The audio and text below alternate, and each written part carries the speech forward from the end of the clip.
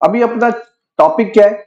Morning में हम लोगों ने पढ़ा था 1813 चार्टर एक्ट ऑफ 1813। चल क्यों नहीं रहा है? और ये उल्टा रख लिया मैंने सिंटेक्स। अभी मैं कहूँ चल क्यों नहीं रहा?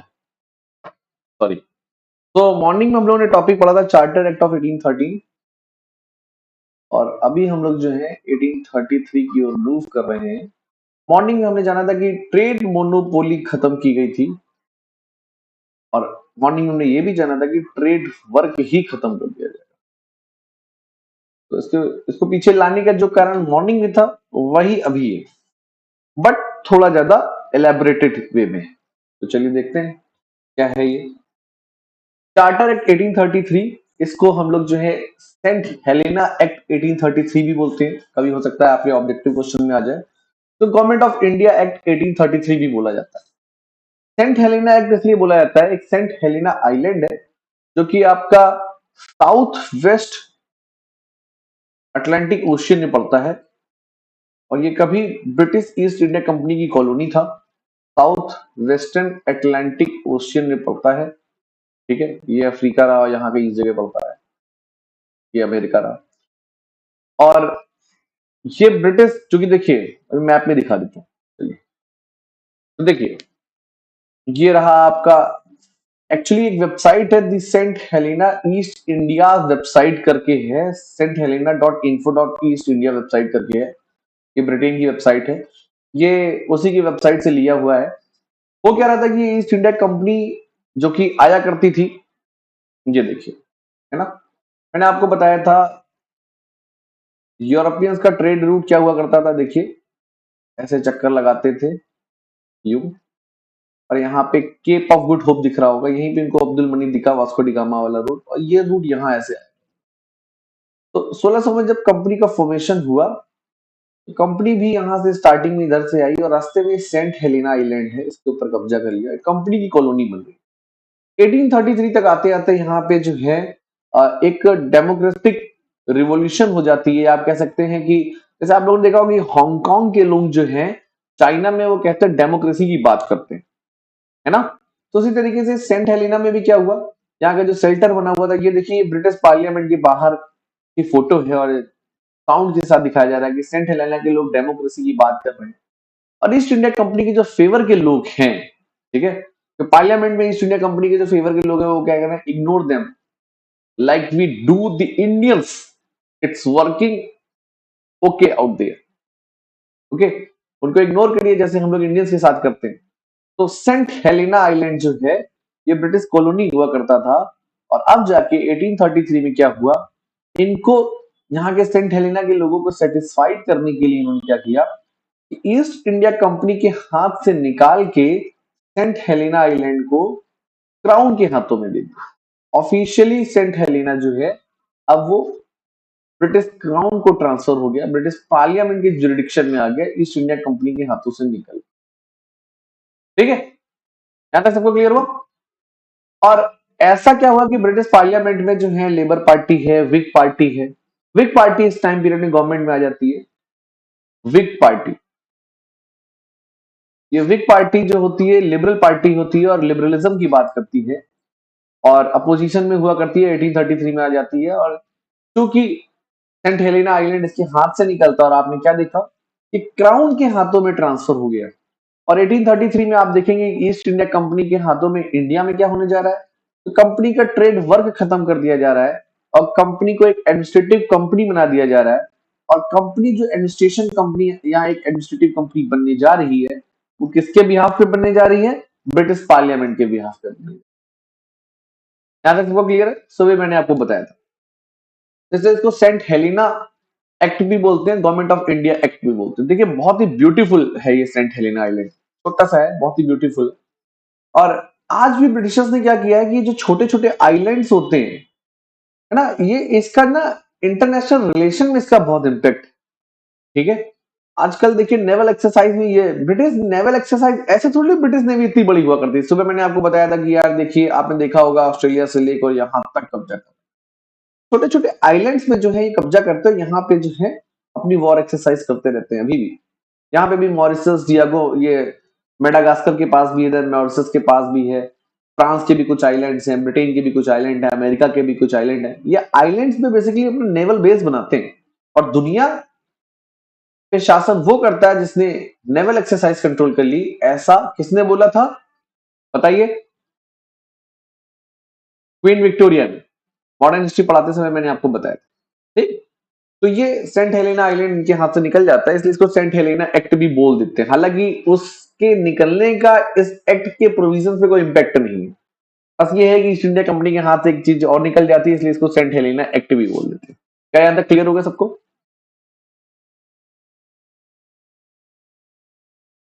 ठीक। इसके बैकग्राउंड में आते हैं तो चार्टर एक्ट 1833 में जो आया, उसके बैकग्राउंड में वही है इंडस्ट्रियल रिवॉल्यूशन जिसकी हम लोग सुबह भी बात कर रहे थे। ठीक। ग्रेट ब्रिटेन में इंडस्ट्रियल रिवॉल्यूशन बहुत पीक पे है। 1760 के आसपास इंडस्ट्रियल रिवॉल्यूशन चालू होती है और 1833 तक इंडस्ट्रियल रिवॉल्यूशन आ जाती है, पीक पे आ जाती है। तो वही मैंने आपको बताया था 1813 के चार्टर में भी आप लोगों ने पढ़ा था कि भाई कंपनी का जो वहां पे British company, other British companies हैं, उनको भी आने का राइट मिलना चाहिए। वो प्रेशराइज कर रही हैं, किसको? ब्रिटिश पार्लियामेंट को प्रेशराइज कर रही है कि हमको भी जो है हमारे लिए मार्केट ओपन कर दी है। तो अभी मार्केट तो ओपन की गई थी और अब उसको ईस्ट इंडिया कंपनी का ट्रेड वर्क ही बुरी तरीके से खत्म कर दिया गया। मतलब आपको याद था कि ट्रेड मोनोपोली तो खत्म हुई थी 1813 में, ट्रेडिंग वर्क खत्म कर दिया गया। मतलब आपका ओपियम, चाइना और टी, याद आया आपको? मॉर्निंग मैंने आपको बताया था ओपियम, चाइना और टी, ये भी ट्रेड पूरी तरीके से खत्म कर दिया गया। कंपनी टोटली एडमिनिस्ट्रेटिव कंपनी में कन्वर्ट होगी। तो बैकग्राउंड में ये भी है। तो मेंस में अगर कोई क्वेश्चन आए तो अभी मैं आपको मेंस से कुछ क्वेश्चंस भी दिखाऊंगा, तो उसमें आपको ये सबको यूज करना होगा, इसलिए बताया जा रहा है। ठीक। लेसेज फेयर, इंडस्ट्रियल रिवॉल्यूशन के लिए लेसेज फेयर बहुत एक एटीट्यूड है। ठीक है। ये क्या करता है कि एक प्रिंसिपल है, एक गवर्नमेंट एटीट्यूड है टुवर्ड्स इंडस्ट्रियल इंटरप्राइजेस कि भाई गवर्नमेंट इंडस्ट्रियलाइजेशन या इंडस्ट्रियलिस्ट जो होते हैं उनके लिए क्या बिहेव करती है। गवर्नमेंट डिसाइड करती है कि भाई आप यहाँ ट्रेड करने जाएंगे, आप यहाँ ट्रेड करने नहीं जाएंगे।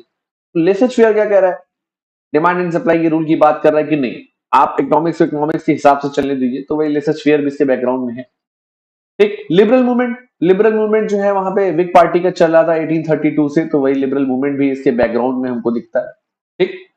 पार्लियामेंट में जो रिन्यू होते ही गवर्नमेंट नहीं आती है, 1833 का चार्टर वो बना देती है। इस लिबरलिज्म के कारण रिफॉर्म्स होते हैं पार्लियामेंट में। तो ये सब बैकग्राउंड है किसका? 1833 के चार्टर। याद रख सबको? क्लियर? किसी को कोई डाउट? आप कोई डाउट बताओ बेटा। अच्छा, चलिए आगे बढ़े। अब इसके हम लोग, इसको चलने से पहले क्या है, हम लोगों ने सुबह इंडस्ट्रियल इवोल्यूशन जान ली थी, है ना?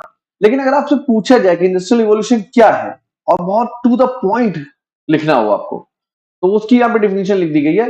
It was the transition to new manufacturing process in Europe and United States in the period from between 1760 to 1820 and 1840। And जो वर्ड यूज हुआ ये यूनाइटेड स्टेट्स के लिए यूज हुआ है। ठीक है।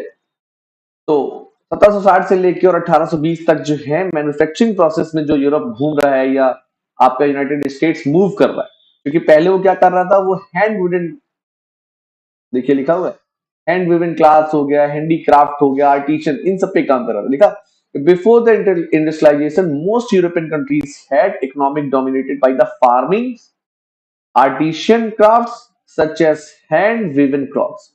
लेकिन इंडस्ट्रियलाइजेशन में इसने क्या किया, यहां से यहां की ओर मूव कर गया। और अब इसमें क्या किया, इंडस्ट्रियल रिवॉल्यूशन में इसने क्या कर दिया, बिजनेस हो गया, इकोनॉमिक्स हो गया, सोसाइटी हो गया, बहुत सी चीजें काम की जो आज तक चलती चली। यानी तो इंडस्ट्रियल रिवॉल्यूशन की एक छोटी सी डिफिनेशन जो पता ही होनी चाहिए। ठीक है। हिंदी मीडियम में मैं नोट्स डाल दूंगा, आप परेशान मत होइए। यहां तक क्लियर सबको? आगे बढ़े। कॉन्टिनेंटल थ्योरी, है ना? इतनी लंबी कॉन्टिनेंटल थ्योरी अगर आप वर्ड से बताने लगेंगे तो फिर तो पेपर छूट जाएगा। तो आपने क्या लिखा, it was a Napoleon's strategy to weaken Britain's economy by banning trade between the Britain and the states occupied by or allied with France, which proved largely ineffective and the eventually led to the Napoleon's fall। तो वही जो हमने सुबह आपको पूरी continental theory बताई थी उसकी डेफिनेशन लिखी हुई है, तो इसको भी आप लोग देख लीजिएगा। ठीक है। लेसेज फेयर की भी डिफिनेशन यहाँ पे लिखी हुई है, मुझे नहीं लगता इसको पढ़ने की जरूरत है। Philosophy of free market. और आप एक चीज और यहाँ पे नोट कर लीजिएगा, concept of demand and supply which is given by Adam Smith, और बुक का नाम जरूर लिख दीजिएगा, the wealth of the nation.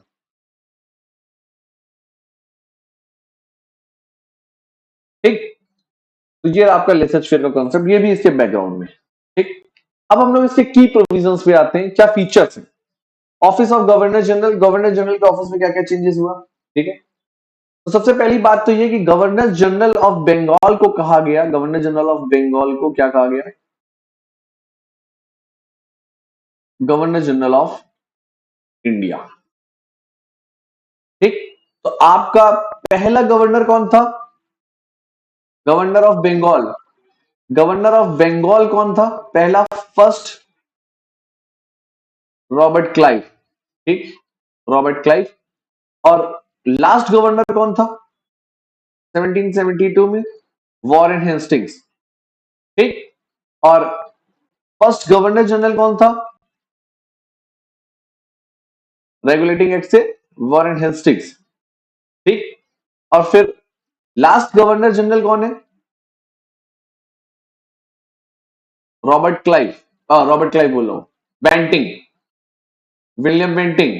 ठीक, और ये चार्टर एक्ट ऑफ 1833 से लास्ट हो जाएगा, और फर्स्ट गवर्नर जनरल कौन हो जाएगा, विलियम बेंटिंग। कहां का, इंडिया। यहां तक सबको क्लियर। तो गवर्नर जनरल जो है बंगाल का गवर्नर जनरल था, तब उसके अंडर में पहले सुपरविजन में बॉम्बे प्रेसिडेंसी होती थी। ठीक है, पहले सुपरविजन में बॉम्बे प्रेसिडेंसी होती थी और मद्रास प्रेसिडेंसी होती थी, फिर धीरे से अंडर में आई। ठीक, और अब क्या हो रहा है, चूंकि गवर्नर जनरल ऑफ बंगाल बन रहा है, तो गवर्नर जनरल ऑफ बंगाल के फेवर में काम किया जा रहा है कि बॉम्बे और मद्रास प्रेसिडेंसी की के लेजिस्लेटिव फंक्शन जो है खत्म कर दिए जाएंगे, लेजिस्लेटिव पावर इनकी खत्म कर दी जाएगी। ठीक, लेजिस्लेटिव का मतलब होता है विधायी कार्य, विधायी कार्य मतलब नियम बनाने के लिए। ठीक, बॉम्बे प्रेसिडेंसी और मद्रास प्रेसिडेंसी के जो गवर्नर हुआ करते थे, उनकी खुद की भी एक एग्जीक्यूटिव काउंसिल हुआ करती थी, वो लेजिस्लेटिव वर्क भी करते थे और अपने यहाँ जो है विधायिका बनाया करते थे, कानून बनाया करते थे। तो सबका सब खत्म हो जाएगा, लेजिस्लेटिव पावर ही खत्म कर दी जाएगी, और लेजिस्लेटिव पावर कहाँ चली जाएगी, सेंट्रल लेजिस्लेटिव पावर के पास, बंगाल मतलब गवर्नर जनरल ऑफ इंडिया के पास चला जाएगा। यहां तक सबको क्लियर हो गया। गवर्नर जनरल की पावर इंक्रीज हो गई, गवर्नर जनरल जो है वो बंगाल का गवर्नर जनरल इंडिया का गवर्नर जनरल बन गया है। मद्रास प्रेसिडेंसी और बंगाल प्रेसिडेंसी की जो लेजिस्लेटिव पावर्स हैं, वो लेजिस्लेटिव पावर्स दोनों कहां चली गई हैं, वो चली गई हैं गवर्नर जनरल ऑफ इंडिया के पास। यहां तक सबको क्लियर, कोई डाउट। सिविल, कुछ पावर्स और दी गई हैं उसको, सिविल एंड मिलिट्री, है ना। सिविल एंड मिलिट्री पावर्स, जो ये दोनों पावर्स ही गवर्नर जनरल में लगा दी गई है, गवर्नर जनरल ऑफ इंडिया के पास है जीजीआई। ठीक, और आप देखिए, अगर आप लेगेसी की बात करते हैं, हम इन सबको क्यों पढ़ रहे हैं, हम कॉन्स्टिट्यूशनल लेगेसी की बात कर रहे हैं, तो लेगेसी में अगर आप देखें कि जो हमारे प्रेसिडेंट है ना, उन्हीं के नाम पे अपॉइंटमेंट की जाती है आईएएस और आईपीएस, ऑल इंडिया सर्विसेज की बात करते हैं, और आईएफओएस, इंडियन फॉरेस्ट सर्विसेज, ये तीनों सर्विसेज ही ऑल इंडिया सर्विसेज है, बाकी सब एलाइड है। ये सिविल सर्विसेज है, और ये देखिए किसके नाम पे की जाती है, प्रेसिडेंट ऑफ इंडिया के नाम पे की जाती है। अगर मिलिट्री की बात करते हैं तो वो तीनों ही तरीके की मिलिट्री, चाहे वो एयरफोर्स हो, चाहे वो आपका नेवी हो, चाहे वो आपका आर्मी हो, ना, तीनों का ही जो वो हेड है। तो सिविल एंड मिलिट्री पावर जो है गवर्नर जनरल ऑफ इंडिया में जा रही है। यहां तक सबको क्लियर।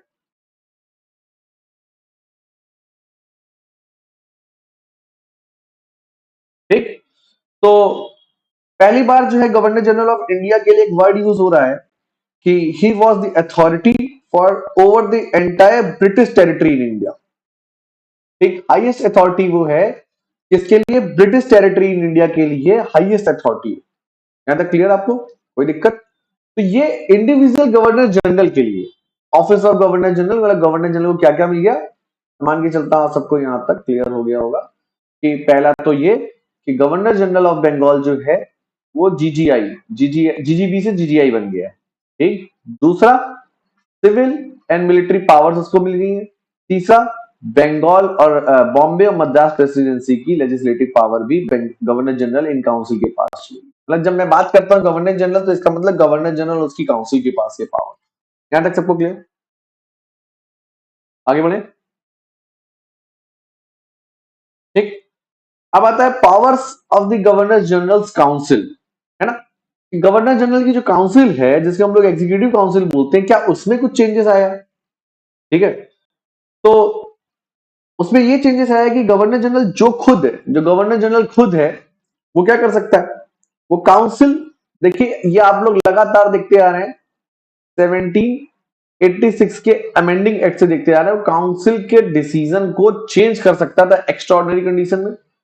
1793 में आपने देखा कुछ चीजें, देखिए पीछे से रिपीट होती चलेंगी भाई, है क्या।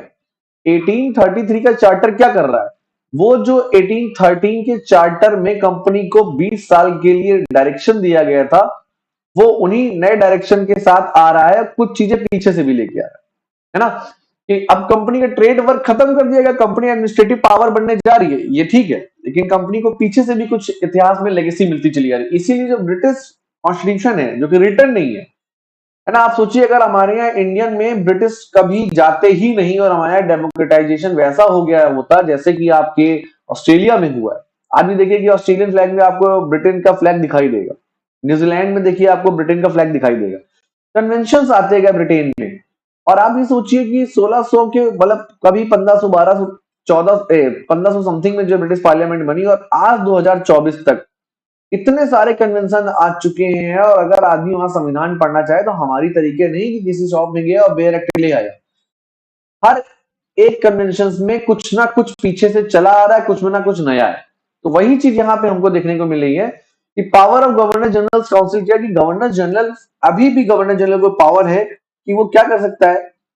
रिपील कर सकता है, अमेंड कर सकता है, और अल्टर कर सकता है। अल्टर मतलब कुछ चेंजेस, ठीक, जो कि उसकी एग्जीक्यूटिव काउंसिल ने डिसीजन लिए हों। ठीक। अभी तक क्या था देखिए, गवर्नर जनरल की जो काउंसिल है, चाहे वो 1773 हो, चाहे वो 1784 हो, चाहे वो आपका 1786 हो, चाहे वो आपका 1793 हो, और फिर आपका 1813 हो, इन सभी में गवर्नर जनरल की हेल्प के लिए एक एग्जीक्यूटिव काउंसिल है। ठीक है। और अगर आप देखिए कि गवर्नमेंट के तीन ऑर्गन्स होते हैं, गवर्नमेंट के तीन ऑर्गन्स होते हैं। पहला ऑर्गन क्या होता है? लेजिस्लेटिव वर्क के लिए, दूसरा होता है एग्जीक्यूटिव, और तीसरा ऑर्गन क्या होता है? जुडिशियल। ठीक। और एग्जीक्यूटिव भी दो तरीके की होती है, एक होती है परमानेंट और एक होती है टेम्परेरी। प्रेजेंट फिनोमेना ये चल रहा है इंडिया में। तो परमानेंट जो होती है वो आईएएस, पीसीएस वगैरह, और टेम्परेरी खुद लीडर्स, है ना। लेकिन कौन से लीडर्स? लेजिस्लेटिव में मतलब मैं आपको बता रहा हूं, लोकसभा और राज्यसभा। ठीक है। तो लोकसभा और राज्यसभा ने मेजोरिटी से एक बिल पास किया, और बिल किसने रखा था? इस परमानेंट एग्जीक्यूटिव ने, मतलब पीएम और उसकी काउंसिल ने। ठीक है। और ये लोकसभा राज्यसभा ने उस बिल को पास किया या नहीं किया, यही होता है हमारे यहाँ। तो अभी क्या है कि हमारे पास जो ये जो गवर्नर जनरल है, उसकी हेल्प के लिए एग्जीक्यूटिव काउंसिल है। मतलब ये कि ये चीज नहीं है,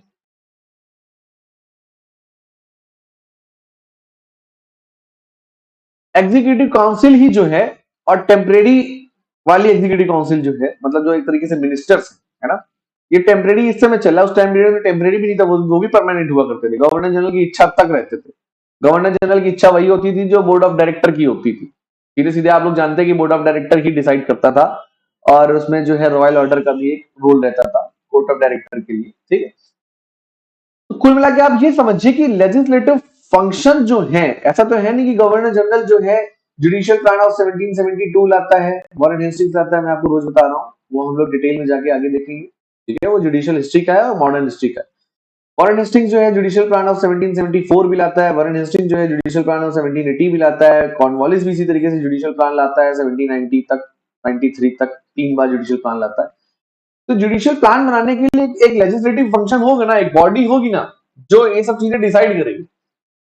तो गवर्नर जनरल की जो एग्जीक्यूटिव काउंसिल है वो एग्जीक्यूटिव वर्क भी कर रही है, मतलब प्रशासनिक कार्य भी कर रही है, जो यहाँ पे पीएम और उसकी काउंसिल करती है।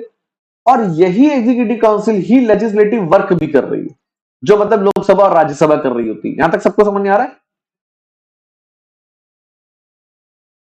ठीक।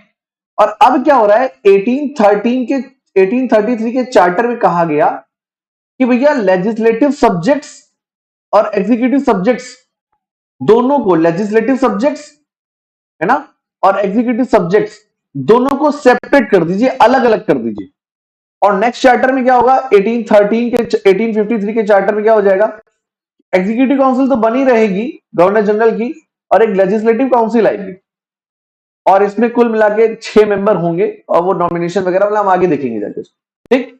और इसी लेजिस्लेटिव काउंसिल में धीरे धीरे क्या हो जाएगा, 1919 तक आते आते ये बाई कैमरल हो जाएगी, अपर हाउस हो जाएगा और लोअर हाउस हो जाएगा। और 1935 तक आते आते जो है House of Commons and House of Lords, ये ब्रिटेन की तरीके, या अपर हाउस या लोअर हाउस कुछ भी आप बोल लीजिए। ठीक है, 1935 तक आते थे। तो इस तरीके से हम जानेंगे कि लेजिस्लेटिव फंक्शंस जो हैं वो कब से अलग हुए। तो 1833 के चार्टर में बोला गया कि लेजिस्लेटिव सब्जेक्ट्स को एग्जीक्यूटिव सब्जेक्ट से अलग कर दीजिए। इसके पहले लेजिस्लेटिव सब्जेक्ट्स और एग्जीक्यूटिव सब्जेक्ट्स दोनों एक ही बॉडी डिसाइड करती थी, वो एग्जीक्यूटिव काउंसिल थी। इवन 1833 में एक लेजिस्लेटिव सब्जेक्ट्स और एग्जीक्यूटिव सब्जेक्ट्स को अलग तो किया गया, पर लेजिस्लेटिव सब्जेक्ट्स पे काम कौन करेगा ये यहां डिसाइड नहीं है ना। और 1853 में इसको रियलाइज किया गया, और तब जाके जो है लेजिस्लेटिव काउंसिल का फॉर्मेशन हुआ। इस फॉर्मेशन इसी लेजिस्लेटिव काउंसिल में धीरे धीरे अपर हाउस और लोअर हाउस बनता चला, और यहीं से हमारी लोकसभा और राज्यसभा, और राज्यसभा अपर हाउस में और लोकसभा जो है लोअर हाउस में निकले। क्या ये सब क्लियर हुआ आपको? तो कितना भी गंदा ऑब्जेक्टिव क्वेश्चन आ जाए आप सॉल्व कर लेंगे, इस चीजों से जुड़ा हुआ लेजिस्लेटिव फंक्शंस और एग्जीक्यूटिव फंक्शंस यहां से अलग हो रहे हैं। क्या ये चीज क्लियर होगी आपको?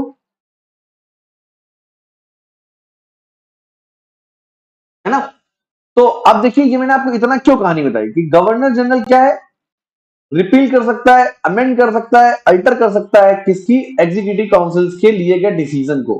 कैसे डिसीजंस? जो कि उसने लेजिस्लेटिव प्रोसेस से लिए थे। ठीक है, फिर एग्जीक्यूटिव काउंसिल जो लेजिस्लेटिव डिसीजन ले रही है, मतलब समझ रहे हैं, एग्जीक्यूटिव काउंसिल जो एग्जीक्यूटिव प्रशासनिक मुद्दों पे अगर डिसीजन ले रही है, एग्जीक्यूटिव सब्जेक्ट्स पे डिसीजन ले रही है, तो वो एक्स्ट्रा ऑर्डिनरी कंडीशन में ही इसको चेंज करेगा। ठीक है, लेकिन अगर एग्जीक्यूटिव काउंसिल लेजिस्लेटिव सब्जेक्ट्स पे कोई डिसीजन ले रही है, तो वो उसको क्या कर सकता है, रिपील कर सकता है, अमेंड कर सकता है और अल्टर कर सकता है। क्या चीज क्लियर हुई आपको? सबको क्लियर है बच्चा लोग? सबको? तब तक आगे नहीं बढ़ूंगा जब तक क्लियर नहीं हो गई। क्लियर है सभी को?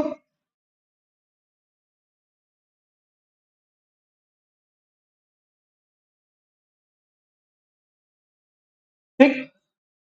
सिविल मिलिट्री, सिविल हो जाए चाहे वो मिलिट्री हो जाए, चाहे वो अब आपके रेवेन्यू भी हो जाए, ठीक है, ये सभी के सभी जो मैटर्स है इन पे डिसीजन जो है वो गवर्नर जनरल क्या करेगा, अपनी काउंसिल से सजेशन पे करेगा। काउंसिल से, अब देखिए सजेशन वर्ड बोल दूंगा तो गलत हो जाएगा, सजेशन मतलब सुझाव दे रही काउंसिल, यहाँ पे सजेशन वर्ड नहीं है, यहाँ पे कंसल्टेशन हो जाए। कहने को तो सब्स्टिट्यूट है, लेकिन कंसल्टेशन वो चाहे तो मांगे चाहे तो ना मांगे, सजेशन चाहे तो मांगे चाहे ना मांगे, लेकिन कंसल्टेशन थोड़ा एक ज्यादा वास्ट वर्ड हो जाता है। ठीक है, तो सिविल, मिलिट्री और रेवेन्यू जो मैंने अभी आपको बताया था कि गवर्नर जनरल के पास ये तीनों के तीनों शिफ्ट हो गए थे, पूरा किसका, सिविल, ऑल ओवर इंडिया का सिविल, ठीक, ऑल ओवर इंडिया का मिलिट्री और ऑल ओवर इंडिया का रेवेन्यू, ये जो है गवर्नर जनरल के पास शिफ्ट हो चुका है, क्योंकि मद्रास और बॉम्बे प्रेसिडेंसी का लेजिस्लेटिव वर्क ही खत्म हो चुका है। तो सिंपल सी बात है कि वहां के लिए सिविल और मिलिट्री डिसीजन कौन लेगा, गवर्नर जनरल लेगा, वहां के लिए रेवेन्यू कौन डिसीजन लेगा, गवर्नर जनरल लेगा, राइट। तो गवर्नर जनरल क्या करेगा, अपने एग्जीक्यूटिव काउंसिल से, या जो उसके लिए, देखिए इसीलिए मैंने यहाँ पे वर्ड एग्जीक्यूटिव काउंसिल वर्ड नहीं यूज किया, गवर्नर जनरल काउंसिल बोल दिया, क्योंकि काउंसिल दोनों काम कर रही है, लेजिस्लेटिव वर्क भी कर रही है और एग्जीक्यूटिव वर्क भी कर रही है। मैं आपसे यही कहूंगा कि 1833 के पहले आप मेंस में लिखने से बचिएगा एग्जीक्यूटिव वर्ड, क्योंकि ऑब्जेक्टिव में तो आप एग्जीक्यूटिव फंक्शन समझ जाते हैं, क्योंकि यहां से एग्जीक्यूटिव फंक्शन और लेजिस्लेटिव फंक्शन दोनों अलग कर दिए गए, बाद में एग्जीक्यूटिव काउंसिल जैसा वर्ड ही आ जाता है। ठीक है, तो गवर्नर जनरल इन काउंसिल या गवर्नर जनरल काउंसिल, ठीक, तो यहां तक आपको समझ में आया?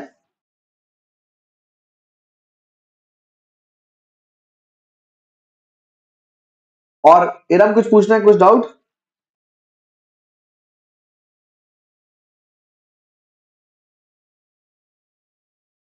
ठीक है, अब देखिए गवर्नर जनरल क्या कर रहा है, क्या कर सकता है गवर्नर जनरल?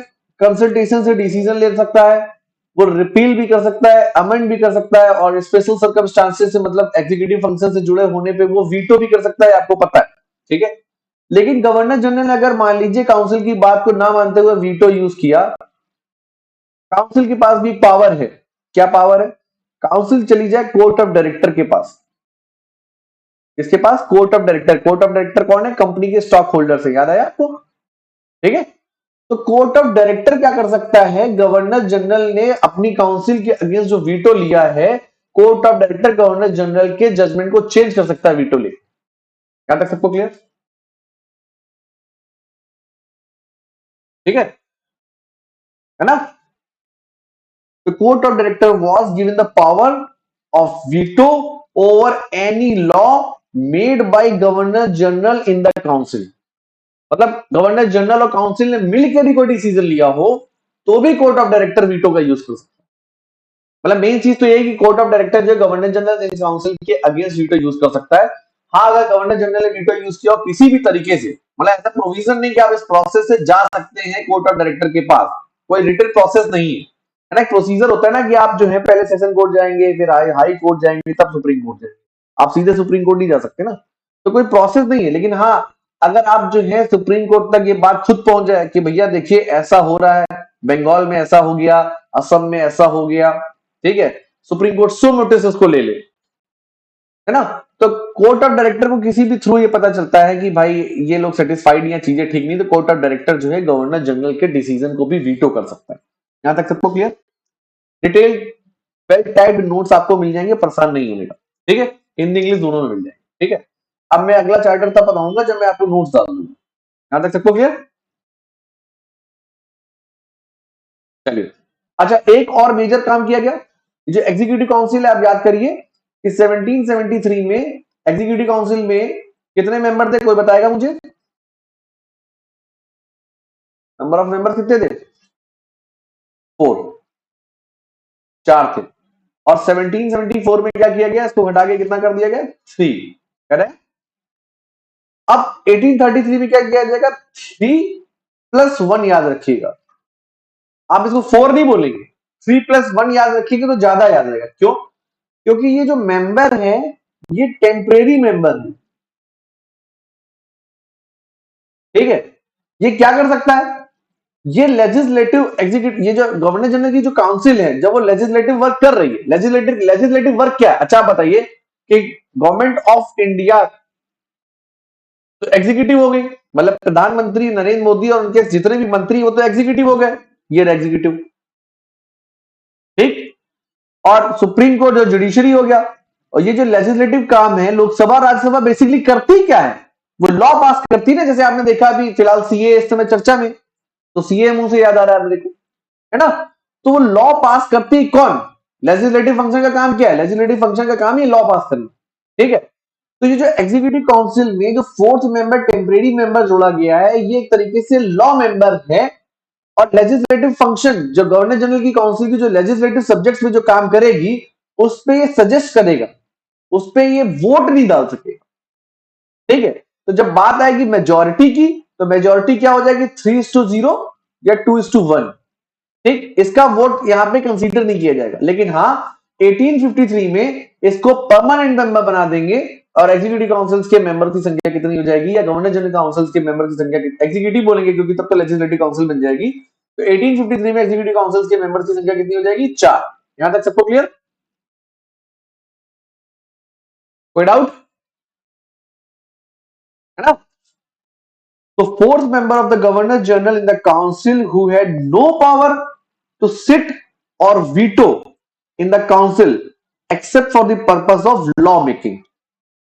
यहां तक सबको क्लियर?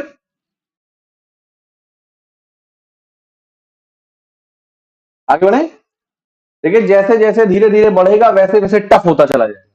ठीक है, और आपके लिए ब्रीफ इंट्रोडक्शन तो मिलता ही चला जा रहा है पूरा मॉडर्न हिस्ट्री का, लेकिन ये बहुत चीजें जरूरी। हम अगर सोचिए इसको मॉडर्न हिस्ट्री में अगर सीधे सीधे पढ़ाने लगेंगे तो हमने टॉपिक से भटक जाएंगे, क्योंकि वो मेन के हिसाब से पढ़ना है, हमको प्री के हिसाब से भी देखना है, हमको सब कुछ तो देखना है, मिला के पढ़ाई करनी है। तो इसीलिए मैंने क्या कर रहा हूँ कि मैं सारे के सारे वीडियोस एक साथ आपको दे दे रहा हूँ। इसको मल्टीपल टाइम रिवीजन करिए, वीडियोस देखिए, मल्टीपल टाइम रिवीजन करिए, अपने नोट्स को पढ़िए और एकदम कंठस्थ कर लीजिए। ठीक है, आगे बढ़े। Okay, abolition of the commercial privilege of the east India company. ठीक है, कंपनी का जो कमर्शियल प्रिविलेज था, ये इसका की प्रोविजन है। वही आप जानते हैं कि भाई कंपनी की जो ट्रेड मोनोपोली थी वो खत्म कर दी गई। साथ ही साथ कंपनी की ट्रेड मोनोपोली तो वैसे ही खत्म थी। कंपनी को 18 एक्चुअली स्टेटमेंट ऐसा आएगा आपके लिए, है ना, क्योंकि वहां पे चार्टर में ये वर्ड ही ऐसे यूज हुआ है। ठीक है, ठीक है, कि monopoly of China, monopoly of China, China या China trade and trade of tea which it enjoyed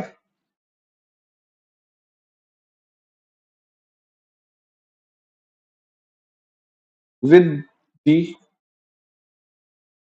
charter act of 1813। ये खत्म किया गया, है ना। ये चीज लास्ट में बची थी। 1813 में क्या कर दिया गया, कंपनी की ट्रेड मोनोपोली तो वैसे ही खत्म थी, तो मोनोपोली ऑफ चाइना ट्रेड और trade of T which it enjoyed with the charter act of 1813। ठीक, ऐसे स्टेटमेंट जो है यूपीएससी ने डाले हैं क्वेश्चन में। ठीक, डायरेक्ट वहां पे ऐसा नहीं लिखा होगा ट्रेड वर्ग खत्म हो गया, अभी तक तो नहीं लिखा है फिलहाल, लेकिन हो सकता है ऐसा भी वो वर्ड यूज कर ले। ऑब्जेक्टिव है, लैंग्वेज घुमा देते हैं, समझ ना बात को। ठीक है, इसका मतलब तो यही कि ट्रेड वर्क खत्म हो गया। ठीक है, क्लियर है चीज। ओके, दूसरा, कंपनी को क्या कर दिया गया, देखिए अब आपका ट्रेड मोनोपोली वर्क खत्म कर दिया गया, ट्रेड वर्क ही खत्म कर दिया, तो कंपनी का फिर स्टेटस क्या है, तो स्टेटस ऑफ कंपनी क्या है, कंपनी का स्टेटस, ऑफिशियल स्टेटस कुछ डिक्लेयर्ड वर्ड में होना चाहिए ना, तो क्या है वो, trustee for his majesty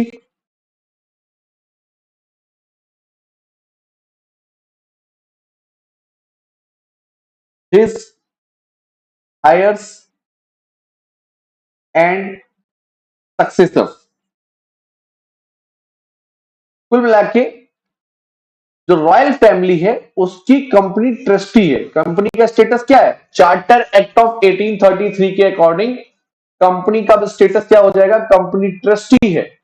his majesty, his heirs and successors, मतलब उनके सक्सेसर भी, जो रॉयल फैमिली में जो सक्सेसर आएंगे ना, क्राउन का आप कह सकते हैं एक तरीके से ट्रस्टी है, रॉयल फैमिली का ट्रस्टी है। यहां तक सबको क्लियर, कंपनी का स्टेटस भी क्लियर, कंपनी का जो वर्क था वो भी क्लियर हो गया होगा, कंपनी का स्टेटस भी क्लियर हो गया।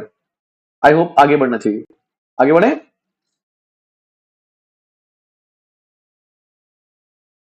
लीगल ब्रिटिश कॉलोनी, ठीक है, तो यही है कि यहां पे ब्रिटिश कॉलोनी जो वर्ड है वो यूज किया जा रहा है कंपनी के लिए, legal British colony word use किया जा रहा है। और अब जो यूरोपियन और ब्रिटिशर्स हैं वो फ्रिक्वेंटली इंडिया आ सकते हैं। मतलब पहले इसमें स्टेटस, तो कंपनी का स्टेटस क्या है वो तो आपको पता हो गया, क्या हो गया, ट्रस्टी हो गया। ठीक है,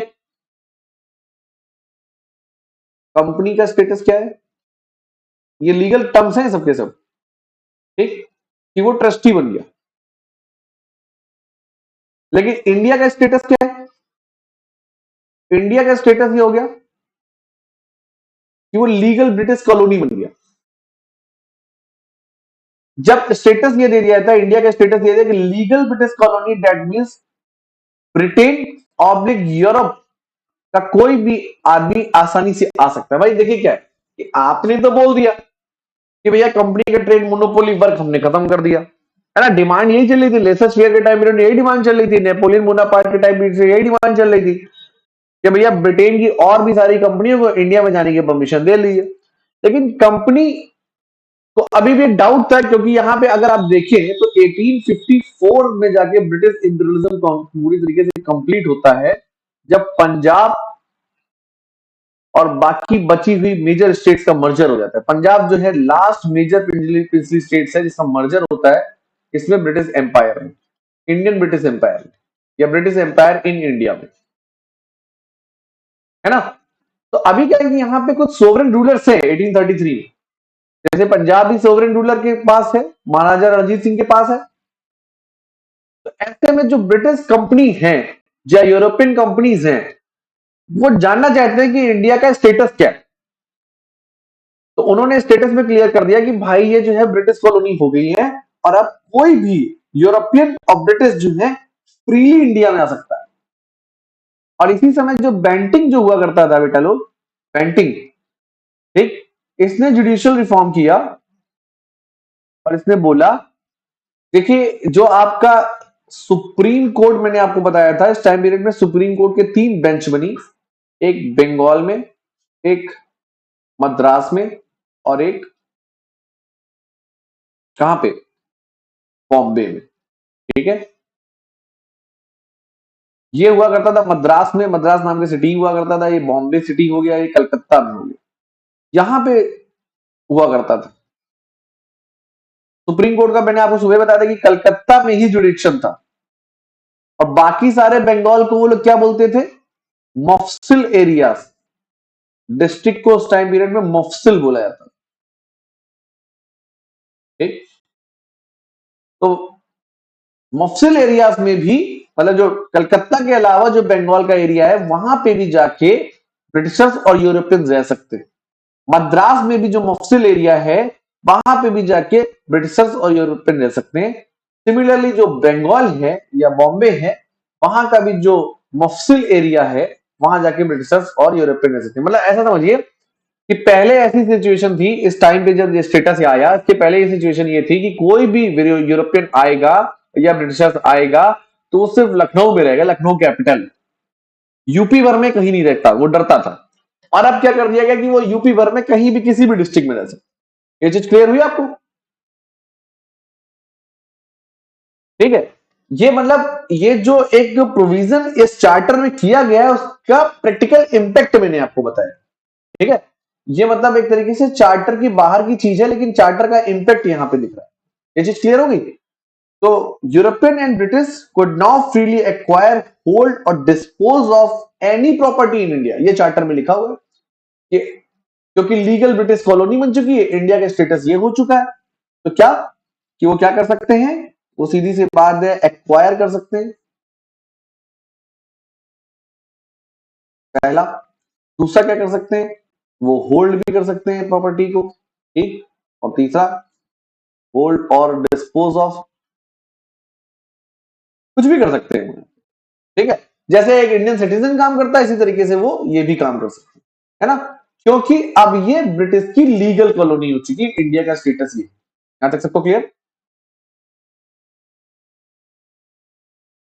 है ना। और इसी के साथ साथ वो है freedom of travel and residence in India, उनको ये भी राइट मिला है कि वो इंडिया में कहीं भी ट्रेवल कर सकते हैं और कहीं भी रह सकते हैं, फ्रीडम ऑफ ट्रेवल, है ना।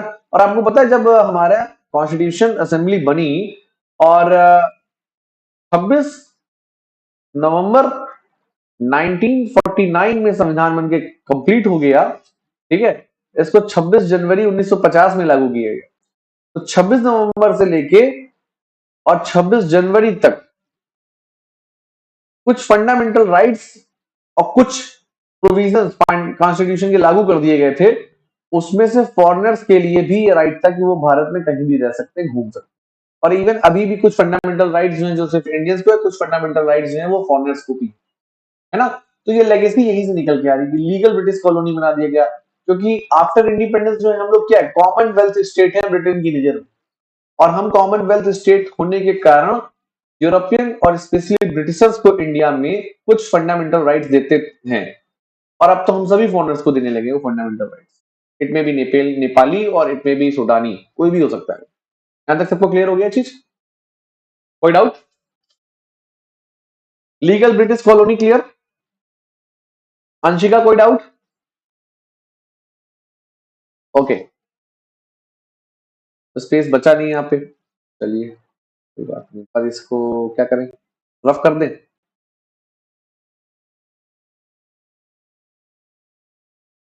इरेज कर दें, चल जाएगा?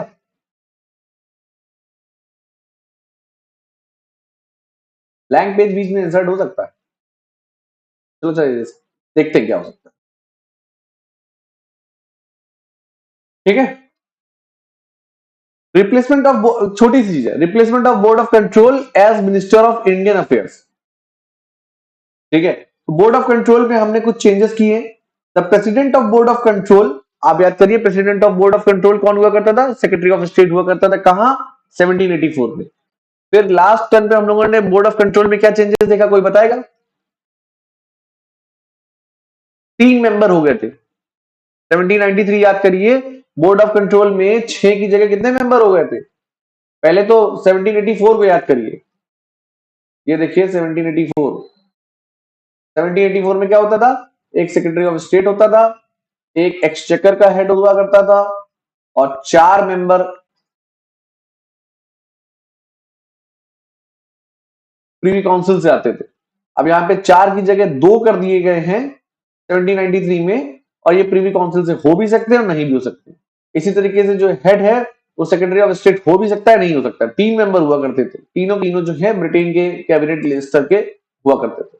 और अब यहाँ पे क्या किया जा रहा है कि सेक्रेटरी ऑफ स्टेट की जगह, है ना, एक मैंडेटरी कर दिया जा रहा है, जो प्रेसिडेंट है बोर्ड ऑफ कंट्रोल का, वो कौन होगा?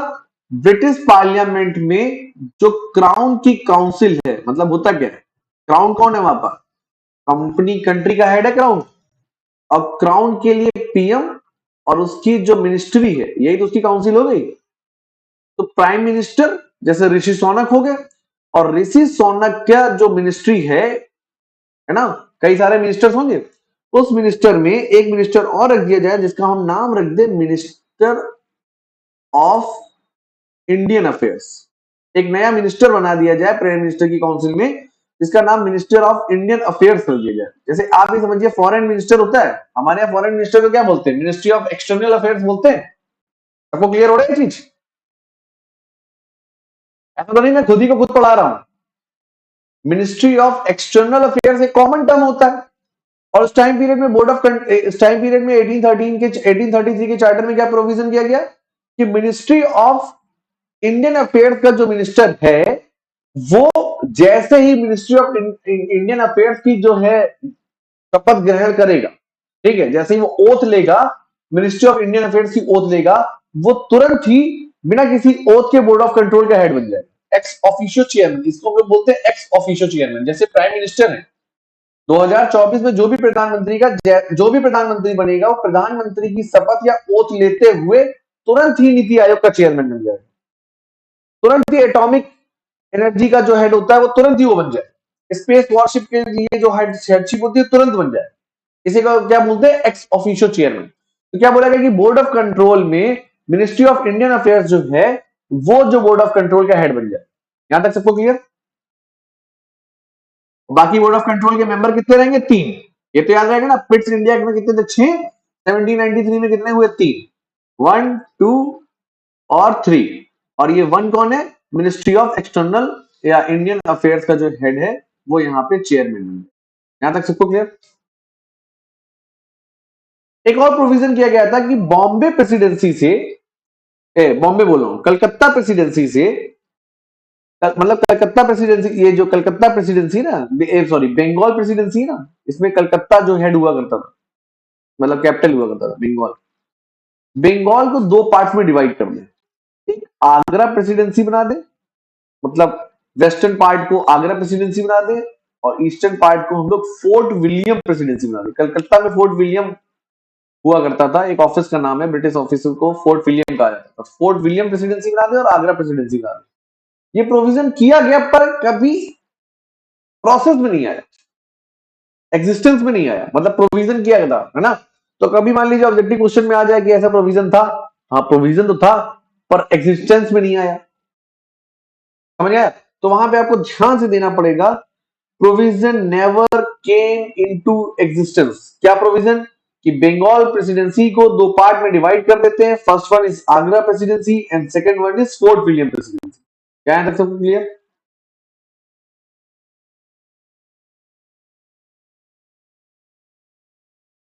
देखिए फाइनेंशियल सेंट्रलाइजेशन की बात करें, क्या कि फाइनेंशियल सेंट्रलाइजेशन कैसे कि गवर्नर जनरल इन काउंसिल जो है वो क्या करेगा, फाइनेंशियल मैटर्स को देखेगा, रेवेन्यू को देखेगा, एक्सपेंडिचर को देखेगा। सीधी सी बात है कि बॉम्बे और मद्रास प्रेसिडेंसी की लेजिस्लेटिव पावर ही आपने जो है दे दी है किसको, गवर्नर जनरल को। गवर्नर जनरल को आपने सिविल भी दे रखा है, मिलिट्री भी दे रखा है, रेवेन्यू भी दे रखा है। तो सीधी सी बात है, आपने क्या देखा कि बॉम्बे और मद्रास और ये क्या रहा, बंगाल। ठीक, अब तीनों में गवर्नर, यहाँ पे लेफ्टिनेंट गवर्नर आएगा धीरे से आगे, और यहाँ पे गवर्नर, और इन सबके ऊपर कौन है, गवर्नर जनरल ऑफ इंडिया। ठीक, यहां से आपने सिविल पावर दे दी, यहां से भी सिविल पावर दे दी, यहां से भी सिविल पावर दे दी। हाँ, सभी को आपने सिविल, मिलिट्री और रेवेन्यू पावर दे दी। तो क्या है, जैसे ही आपने रेवेन्यू पावर यहाँ पे इंट्रोड्यूस कर दी है तो फाइनेंशियल सेंट्रलाइजेशन हो जाएगा, वित्तीय केंद्रीकरण इसको कहते हैं। मतलब कि फाइनेंस के डिसीजन जो है वो कौन लेगा, वो गवर्नर जनरल ऑफ इंडिया और उसकी काउंसिल लेगी। यहां तक क्लियर आपको?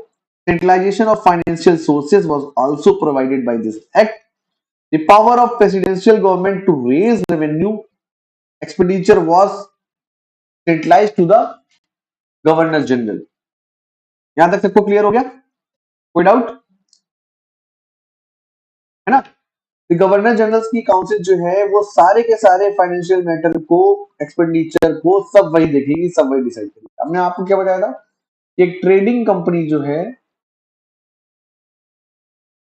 एक एडमिनिस्ट्रेटिव बॉडी में कन्वर्ट हो चुकी है ना। तो यही बोला जाता है, प्लासी के वॉर को जब लेके चलते हैं तो कहते हैं कि प्लासी का वॉर एक माइलस्टोन था जिसके कारण एक व्यापारी कंपनी धीरे धीरे शासक में परिवर्तित होती चली गई, इसलिए प्लासी का सिग्निफिकेंस है। ठीक, लेकिन अगर ये बोला जाए कि प्लासी ने ही ऐसा सब कुछ कर दिया तो आप बोलेंगे नहीं, बैटल ऑफ बक्सर को आप अंडर एस्टिमेट कर, अगर बैटल ऑफ बक्सर ना जीता तो प्लासी की जीत एक छोटी सी क्रिकेट मैच की तरीके होती है, फिक्स क्रिकेट मैच की तरीके निकल गया। उसके बाद जो है क्या नाम है, इलाहाबाद की संधि बहुत इंपॉर्टेंट, ज्यादा प्लासी को भी एम्फसाइज करने की जरूरत नहीं। यही सब हम लोग मॉडर्न हिस्ट्री में इसमें देखते हुए चल रहे हैं। यहाँ तक सबको क्लियर हो रहा है कि किस तरीके से एक ट्रेडिंग कंपनी एक जो है इंपीरियलिस्टिक पावर में कन्वर्ट होती चली जा रही है, और ये पावर उसको दे कौन रहा है, ये पावर उसको ब्रिटिश पार्लियामेंट दे रही है। इसलिए हमारे यहाँ बोला जाता है कि भैया आपने कोलोनाइजेशन करना चालू कर दिया था। आप ये आरोप मत लगाइए कि वो हमारा गवर्नर जनरल जो था उसकी पॉलिसी थी, उनसे पूछता नहीं था, हम तो लंदन में बैठे थे, देखिए बोर्ड ऑफ कंट्रोल और बोर्ड ऑफ डायरेक्टर लंदन में बैठा था। ये मत बोलिए, वहां से आप पूरे पूरे रूल्स बना के भेज रहे हैं। देखिए उस क्वेश्चन का आंसर यहां से धीरे धीरे तैयार हो रहा है बच्चा लोग, हो रहा है तैयार, है ना। तो ऐसे क्वेश्चन के लिए हमें एविडेंस चाहिए, हम बताएंगे। देखिए 1833 के चार्टर में आपने बोल दिया क्या, लीगल कॉलोनी, कंपनी कंट्री का स्टेटस कर दिया। दूसरा 1833 के चार्टर में अपनी कंपनी का आपने ट्रेड मोनोपोली खत्म कर दिया, है ना। पहला आपने पिट्स इंडिया एक्ट ला के रख दिया जिसमें बोर्ड ऑफ कंट्रोल रख दिया। बोर्ड ऑफ कंट्रोल क्या कर रहा है, पॉलिटिकल डिसीजंस को लेकर दिया। और तो आपने जो है विक्टोरिया अनाउंसमेंट घोषित कर दिया 1858 में कि इंडिया जो है वो क्राउन की क्या नाम है, टेरिटरी है। जैसे देखिए आपने सेंट हेलेना में बोला कि सेंट हेलेना जो है वो क्राउन की टेरिटरी है, ईस्ट इंडिया कंपनी की थोड़ी है। वो अलग बात है कि ईस्ट इंडिया कंपनी शासन कर रही है। यहां तक समझ में आया सबको? कोई डाउट है ना? चलिए आगे बढ़ते हैं। नेक्स्ट क्या है, हैंग हो गया क्या? हाँ, फॉर्मेशन ऑफ लॉ कमीशन, ये बहुत इंपॉर्टेंट है ना, ये बहुत इंपॉर्टेंट है। अभी आपने देखा कि एग्जीक्यूटिव काउंसिल जो थी, या काउंसिल जो गवर्नर जनरल की, एग्जीक्यूटिव में बार बार बोलने की आदत होगी। गवर्नर जनरल की जो काउंसिल है जीजीसी, इसका लेजिस्लेटिव फंक्शन है, इसका एग्जीक्यूटिव फंक्शन है। दोनों सब सब्जेक्ट्स को अलग अलग सेपरेट कर दिया है। ठीक, तो यहाँ पे लेजिस्लेचर वर्क करने के लिए, मतलब लॉ बनाने के लिए आपने ये देखा कि 3+1 मेंबर कर दिए गए थे इस काउंसिल में, है ना। जिसमें जो है एक लॉ मेंबर हुआ करता था जिसको हम लोग बोलते हैं क्या, लॉर्ड मैकॉले।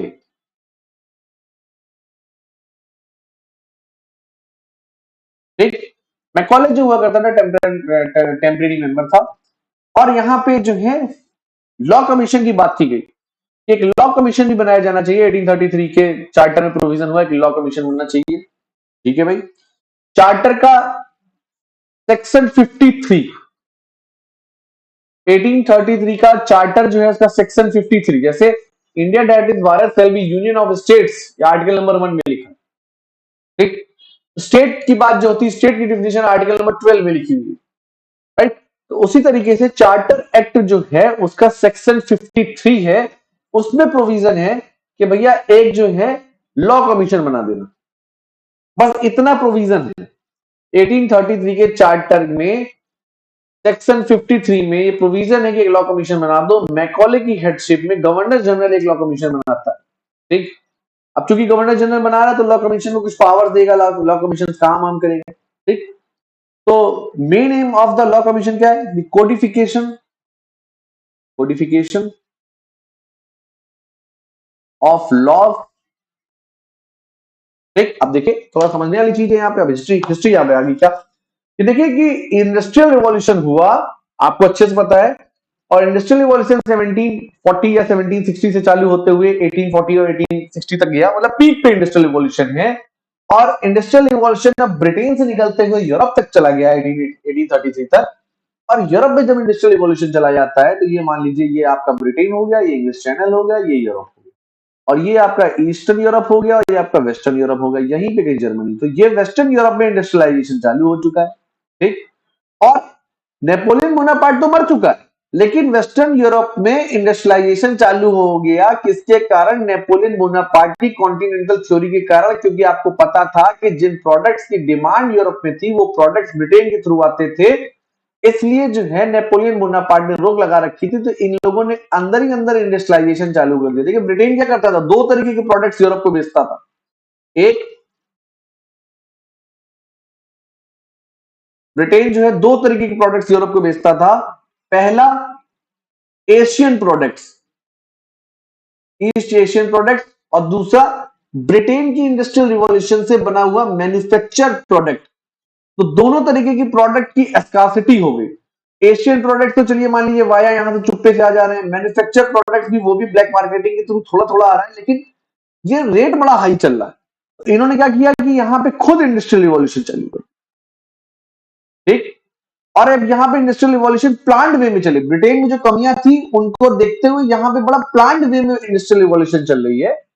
तो हो क्या रहा है कि यहाँ की जो कंपनीज हैं, जो वेस्टर्न यूरोप की कंपनीज हैं, उल्टा यूएसए में जाके रेलवे का नेटवर्क स्टैब्लिश करने लगी। समझ रहे हैं? तो बड़ा अच्छा ट्रेड चल रहा है इनके बीच में। तो ब्रिटिश कंपनियां, उनको यहाँ अपॉर्चुनिटी भी दिख रही, पहले नेपोलियन के कारण नहीं दिखी, और अब जो है वो यहाँ पे इंडस्ट्रियल रिवॉल्यूशन के कारण अपॉर्चुनिटी मिलने दिख रही है। इसलिए ब्रिटेन की बाकी सारी कंपनियों को कहां भेज दिया गया? इंडिया। और इंडिया में जो ईस्ट इंडिया कंपनी बैठी थी उसका ट्रेड वर्क ही खत्म कर दिया गया। ये बैकग्राउंड की चीजें हैं, लेकिन यहाँ पे उसका इंपैक्ट हमको दिखने जा रहा है। अब देखिए कि ब्रिटेन की सारी कंपनी या ब्रिटेन की सारी लोग यहाँ पे आ रहे हैं। अभी आपने देखा 1813 के चार्टर में देखा मिशनरीज भी आ रहे हैं। फिर आपने देखा कि इंडिया का स्टेटस चेंज कर दिया गया, एक लीगल कॉलोनी जैसा स्टेटस दे दिया गया है। अभी आपने देखा कि यूरोपियन और ब्रिटिशर्स यहाँ पे आ सकते हैं, प्रॉपर्टी ले सकते हैं, सब कुछ कर सकते हैं। तो ये जब सब कुछ कर सकते हैं तो इनके लिए भी तो कुछ रूल्स होने चाहिए। तो इंग्लिश लॉ होगा। बैंटिंग ने सोल्यूशन निकाला कि इंग्लिश लॉ होगा, लेकिन ऐसे काम नहीं चलेगा, है ना। देखिए सिंपल सी बात है कि ईस्ट इंडिया कंपनी जो है वो तो 1600 से रह रही है यहाँ पे, लेकिन बाकी जो कंपनियां वो तो अभी नई नहीं आ रही है। उनके लिए लॉ एंड ऑर्डर मेंटेन करना है, और लॉ एंड ऑर्डर मेंटेन करने के साथ साथ यहाँ का जो सिस्टम है वो एंग्लिकन सिस्टम बनाना है। एंग्लिकन सिस्टम बनाना है, ब्रिटिश पैटर्न पे सिस्टम बनाना है, ताकि ये जो नई कंपनियां आ रही हैं उनको यहाँ पे दिक्कत ना हो। दूसरी चीज कि जो शरीयत लॉ है, जो कि क्रिमिनल सूट में चल रहा है, और सिविल के लिए शरीयत भी चल रहा है, हिंदू मुस्लिम के लिए शरीयत चल रहा है, और हिंदुओं के लिए क्या चल रहा है? हिंदुओं के लिए वही मनुस्मृति, याज्ञवल्क्य की स्मृति, मतलब कुल मिला के हिंदू लॉस। ठीक। इससे ब्रिटिश गवर्न नहीं हो सकते। और सिंपल सी बात है, आपको पता है कि जब अगर आप इंडिया का मैप देखें, है ना, मान लीजिए ये इंडिया है फॉर एग्जाम्पल ये इंडिया, मैं ये नहीं कह रहा ये इंडिया है, फॉर एग्जाम्पल ये इंडिया, इसके छोटे से पार्ट बंगाल पे जब रूल कर रहे थे, छोटे से पार्ट मद्रास पे रूल कर रहे थे, छोटे से पार्ट जो है बॉम्बे पे रूल कर रहे थे, तो बड़ा आसान था क्या कि यहाँ के लोगों को यहीं के तरीके से गवर्न करो। अगर अपने तरीके से गवर्न करोगे तो यहाँ नए रूल्स बनाने पड़ेंगे, ज्यादा से ज्यादा ब्रिटिश ऑफिसर्स की अपॉइंटमेंट करनी पड़ेगी, फिर आपको सैलरी देनी पड़ेगी। जब आप सैलरी देंगे तो जो आप यहाँ से रेवेन्यू कलेक्ट कर रहे हैं उसी से सैलरी देंगे, तो उसमें क्या हो जाएगा, पैसे की कुछ कमी हो जाएगी। और पैसे की जब कमी हो जाएगी, पहले आप 100 मान लीजिए कलेक्ट कर रहे थे, अगर आपने यहाँ पे अपना सिस्टम इंट्रोड्यूस कर दिया तो उसमें आपका 20 रुपए खर्चा हो गया, और आपके पास कितने बचे, 80 रुपए। 80 रुपए में इंडिया का, होल इंडिया का प्रोडक्ट परचेज करके आपको यूरोप में जाके बेचना है। मर्केंटाइल फेज चल रहा था 1813 तक, है ना। समझ आ रहा है आपको, किसी को डाउट तो नहीं कुछ। तो उन्होंने क्या किया कि स्टार्टिंग में ये चाहा कि ऐसा करते इंडियंस को इंडियंस रूल से गवर्न करते हैं, यहाँ पे कम से कम ब्रिटिश आईसीएस ऑफिसर की कलेक्टर की अपॉइंटमेंट करते हैं ताकि हमारा खर्चा कम हो। इंडियंस को इंडियंस की तरीके गवर्न करने में मान लीजिए 5 रुपए खर्चा हो रहा है, तो कितना बन रहा है 95, और 95 से इंडियन प्रोडक्ट ज्यादा परचेस कर लेंगे, फिर उसको जाके मर्केंटाइल फेज में यूरोप में बेच लेंगे। लेकिन अब क्या हो गया है कि अब यहाँ पे उसका नेचर चेंज हो गया है। ईस्ट इंडिया कंपनी का लीगल स्टेटस चेंज हो गया है। वो इंडिया में ब्रिटेन की टेरिटरी का क्या बन गया, ट्रस्टी बन गया, एडमिनिस्ट्रेटिव पावर बन गया। तो ऐसे में उसका काम ये है कि यहाँ पे जितनी भी ब्रिटिश कंपनी आ रही हैं, क्योंकि वो ट्रस्टी है क्राउन का, रॉयल फैमिली का ट्रस्टी है, तो उनके लिए माहौल तैयार करना। ऐसे में यहाँ पे वो क्या करेगा, माहौल कैसे तैयार होगा कि यहाँ पे जो लॉ एंड ऑर्डर मेंटेन होगा, शांति होगी, तभी तो शासन हो पाएगा। तो लॉ एंड ऑर्डर मेंटेन करने के लिए रूल्स चाहिए होंगे। ये रूल्स कैसे बनेंगे, ये रूल्स बनेंगे जब ब्रिटिश रूल्स यहाँ लागू होंगे। तो वो रूल्स कैसे बनेंगे, तो उसके लिए कमेटी होगी। कमेटी कौन होगी, लॉ कमीशन। मैकॉले की हेडशिप में लॉ कमीशन बना दिया।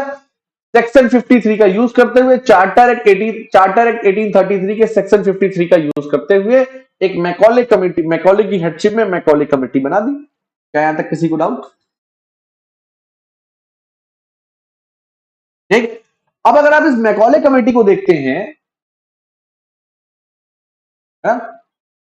तो कमीशन है ना, जब कमीशन है तो मतलब मैकॉले अकेला तो नहीं है। मैकॉले को असिस्ट करने के लिए कुछ और मेंबर्स भी होंगे, ठीक है। तो एक मेंबर जो होगा वो बॉम्बे से होगा, एक मेंबर जो होगा बंगाल से होगा, एक बॉम्बे से होगा और एक मद्रास से होगा। ठीक, क्लियर चीज, विदाउट। ठीक है। तो जेएम मेड्रिया जो होंगे, जेएम मेडीरा या मेड्रिया इस करके, इस तरीके से नाम है जेएम, ये कहां से आएंगे, ये आ जाएंगे आपके बंगाल से। जीडब्ल्यू एंडरसन कहां से आ जाएंगे, ये आपके आ जाएंगे बॉम्बे से, है ना। सीएच कैमरन जो होंगे कलकत्ता से, देख लीजिएगा नोट्स में आपको मिल जाएगा, ऊपर नीचे हो सकता है ना। वो मिला के 3 लोग जो हैं, जेएम मेड्रिया हो जाएगा, सीएच कैमरन हो जाएगा, और आपका जो है जीडब्ल्यू एंडरसन होंगे। ये तीन के तीनों मेंबर बॉम्बे बंगाल और मद्रास प्रेसिडेंसी से होंगे। वो नोट से मिल जाएगा कौन किस प्रेसिडेंसी से। यहां तक सबको क्लियर? ठीक। तो फर्स्ट लॉ कमीशन जो बना, लॉ कमीशन भी बहुत सारे बने बेटा। मतलब आपको मैं बताऊं कि 22वां लॉ कमीशन 2023 में बना इंडिया के इतिहास में। 2023 में 22वां लॉ कमीशन बना, पिछले साल। ठीक है। तो हमको बहुत लंबी जर्नी ट्रेवल करनी, लेकिन हम चूंकि कोई पीसेस जे की तैयारी नहीं कर रहे हैं कि 22वें लॉ कमीशन तक क्या हुआ। हाँ, लेकिन हम ये जानना चलेंगे कि ब्रिटिश एरा में जो लॉ कमीशन हुए उनका क्या था, और उसके बाद जो पहला लॉ कमीशन इंडिया में उसने क्या किया, और 22वें लॉ कमीशन ने क्या रिकमेंडेशन दी। 22वें लॉ कमीशन की रिकमेंडेशन अलग तरीके से आ रही है कि भाई सुप्रीम कोर्ट जो है, मान लीजिए जम्मू कश्मीर का आदमी भी है, नागालैंड का भी आदमी है, और अंडमान निकोबार का भी आदमी है, लक्षद्वीप का भी आदमी है, ये सब के सब सुप्रीम कोर्ट जाते जाते प्रेजेंट हो जाते हैं। तो क्या सुप्रीम कोर्ट की कुछ और बेंचेस बन सकती है जैसे पहले हुआ करती थी ब्रिटिश एरा में? तो यही सब कुछ तरीके के जुडिशियल रिफॉर्म्स की बात होती है, वो लॉ कमीशन बात करता है। ठीक है। तो ये जो कमेटी बनती है मैकॉले के साथ साथ जो कमेटी बनती है, ये 1837 में कमेटी अपनी रिपोर्ट सबमिट करती है। यहां तक सबको क्लियर? ठीक। और लगभग आईपीसी बन गई होती है, लेकिन इसका इंप्लीमेंटेशन 1860 में होता है, 1857 के रिवोल्ट के बाद होता है, इंडियन पीनल कोड। ठीक। Macaulay commission, first law commission हम लोग आगे जब हम लोग वो पढ़ रहे होंगे, मेंस का हिस्ट्री पढ़ रहे होंगे, ऑप्शनल का हिस्ट्री पढ़ रहे होंगे, वहां जाके हम लोग जो है लॉ कमीशन की रिकमेंडेशन, फर्स्ट लॉ कमीशन ने क्या दिया। फिर 1853 के बाद जो है सेकंड लॉ कमीशन आएगा। सेकंड लॉ कमीशन जो है 1853 से लेके 1856 तक आएगा। फिर इसके बीच में सेकंड लॉ कमीशन पूरे टास्क कंप्लीट नहीं कर पाएगा, तो सेकंड लॉ कमीशन ने क्या रिकमेंडेशन दी, और फिर थर्ड लॉ कमीशन ने उसको क्या माना, थर्ड लॉ कमीशन ने जो किया, आईपीसी को फिर से इंप्लीमेंट, थर्ड लॉ कमीशन की रिकमेंडेशन पे मैकाले द्वारा 1837 पे जो मैकाले कोड बना है उसको आईपीसी के नाम से इंट्रोड्यूस कर दिया गया। ठीक, बेसिकली ये मैकाले कोड ही था, 1837 में बना था, और ये बाद में जाके इसका नाम बढ़ जाता है Indian penal code. Third law commission इसका नाम बस चेंज कर दिया, कुछ छोटे मोटे स्लाइड चेंजेस और किए। ये सबको क्लियर हो गया लॉ कमीशन के बारे में? ठीक है,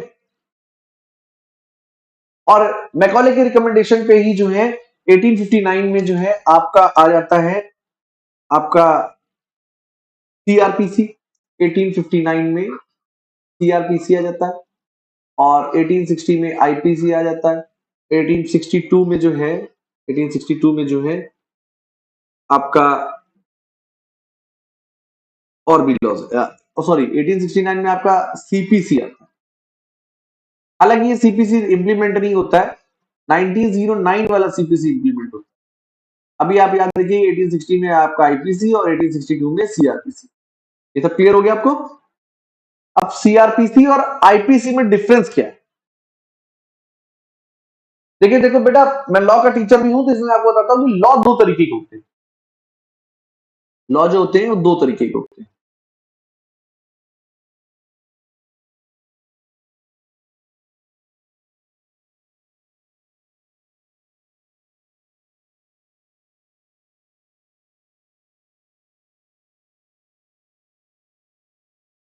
दो तरीके के लॉ होते हैं, एक होता है प्रोसीजरल लॉ और दूसरा होता है सब्सटेंटिव लॉ। सब्सटेंटिव लॉ ऐसे समझिए कि जो शरीयत शरीयत सब्सटेंटिव लॉ है, वो बताता है कि हाथ के बदले हाथ काट दिया जाएगा अगर किसी ने क्राइम की। अगर आपने चोरी की तो चोरी की सजा ये। आईपीसी जो है वो बताता है, आईपीसी सेक्शन 375 बोलता है आपने रेप किया इसकी सजा ये। ठीक, आपने जो है मर्डर किया सेक्शन 300 लग गया इसकी सजा ये। प्रोसीजरल लॉ क्या बताता है? प्रोसीजरल लॉ ये बताता है कि अगर किसी व्यक्ति ने किसी का मर्डर किया है तो मर्डर करने के लिए जो ट्रायल होगा वो कहां चलेगा? सेशन कोर्ट में चलेगा। डिस्ट्रिक्ट जज की कोर्ट में आपका ट्रायल चलेगा। ट्रायल सुप्रीम कोर्ट और हाई कोर्ट में नहीं चलेगा। कैपिटल पनिशमेंट या डेथ पेनल्टी जो है वो आपको सेशन कोर्ट देगा, डिस्ट्रिक्ट जज देगा, to the hand till the death. ठीक, और वो प्रोसीजरल लॉ ये बता रहा है कि वो डिस्ट्रिक्ट जज देगा, उसके बाद जो है आप डेथ पेनल्टी के अगेंस्ट हाई कोर्ट में जा सकते हैं, उसके बाद आप सुप्रीम कोर्ट में जा सकते हैं। सुप्रीम कोर्ट भी अगर उसको फॉलो अप कर देता है तो फिर आप कहां जा सकते हैं? आप जो है प्रेसिडेंट ऑफ इंडिया तक जा सकते हैं। ये प्रोसीजरल लॉ बता रहा है। ठीक है, और जो ट्रायल चलेगा वो किसके थ्रू चलेगा? आईपीसी की धाराओं के थ्रू चलेगा, सब्सटेंटिव लॉ के थ्रू चलेगा। तो क्या आपको सब्सटेंटिव लॉ प्रोसीजरल लॉ में डिफरेंस क्लियर हो गया? दोनों ही एक दूसरे के, एक सिक्के के दो पहलू हैं। अगर एक क्वाइन है तो उसमें हेड भी होगा टेल भी होगा। ठीक, समझ आया आपको कि आपने ये क्राइम किया है तो आप सीधे डिस्ट्रिक्ट जज की कोर्ट में आपका केस की सुनवाई होगी। अगर आपने ये क्राइम, अगर आपका 10,000 रुपए तक का मामला है, सीपीसी कह रही है कि ये मेट्रोपॉलिटन मजिस्ट्रेट की कोर्ट में सुना जाएगा। सीपीसी सिविल प्रोसीजर कोड उसे कहते हैं। ठीक है, और मेट्रोपॉलिटन मजिस्ट्रेट, जैसे मान लीजिए मेरे और मेरे भाई के बीच में फैमिली का डिस्प्यूट हो जाए तो सीपीसी क्या कह रही है कि फैमिली डिस्प्यूट है, फैमिली कोर्ट में जाए। मतलब मेरी और मेरी वाइफ के बीच में कोई डिस्प्यूट हो जाएगा तो फैमिली कोर्ट में जाए। अगर मान लीजिए मेरे और मेरे भाई के बीच में पापा की प्रॉपर्टी को लेकर कोई डिस्प्यूट है तो सीपीसी क्या कह रही है? वो कह रहा है सिविल कोर्ट में जाएगा, वहां मेट्रोपॉलिटन मजिस्ट्रेट देखेगा। अगर मान लीजिए बहुत बड़ा अमाउंट है तो चीफ मेट्रोपॉलिटन मजिस्ट्रेट देखेगा, और उसके जजमेंट के अगेंस्ट जो है आप डीजे की कोर्ट में जा सकते हैं। उसके जजमेंट के अगेंस्ट आप कहां जा सकते हैं? आप जा सकते हैं हाई कोर्ट जा सकते हैं। उसके जजमेंट के अगेंस्ट आप कहां जा सकते हैं? आप सुप्रीम कोर्ट जा सकते हैं। ठीक है, और साथ ही साथ जो है वहां पे, चूंकि मैं हिंदू हूं तो मेरे साथ जो सब्सटेंटिव लॉ होगा वो कौन होगा? हिंदू सक्सेशन बिल होगा, जो डिसाइड करेगा कि मेरे पापा की प्रॉपर्टी में मेरा कितना राइट है, मेरे भाई का कितना राइट है, मेरे कजन का कितना राइट है, क्योंकि वो दादाजी की प्रॉपर्टी थी। तो हिंदू सक्सेशन बिल जो हो जाएगा वो सब्सटेंटिव लॉ हो जाएगा, मुस्लिम पर्सनल लॉ हो जाएगा सब्सटेंटिव लॉ हो जाएगा। है ना? क्लियर है चीज आपको? प्रोसीजरल लॉ सब्सटेंटिव लॉ में क्लियरिटी आ रही है? ये सब का सब चीजें यहीं पे लॉ कमीशन के थ्रू आ रहा है आपके देश में। क्लियर? मैकॉले ने देखिए क्या किया, आईपीसी दे दी 1860 में, और 1862 में क्या दे दिया, सीआरपीसी, सिविल प्रोसीजर कोड। आखिर मैकॉले ने आईपीसी दे दी और सीआरपीसी क्यों दे दी? आखिर मैकॉले ने सीपीसी में जो है वो काम क्यों नहीं किया? सिविल, मैकॉले ने सीपीसी तो दे दिया।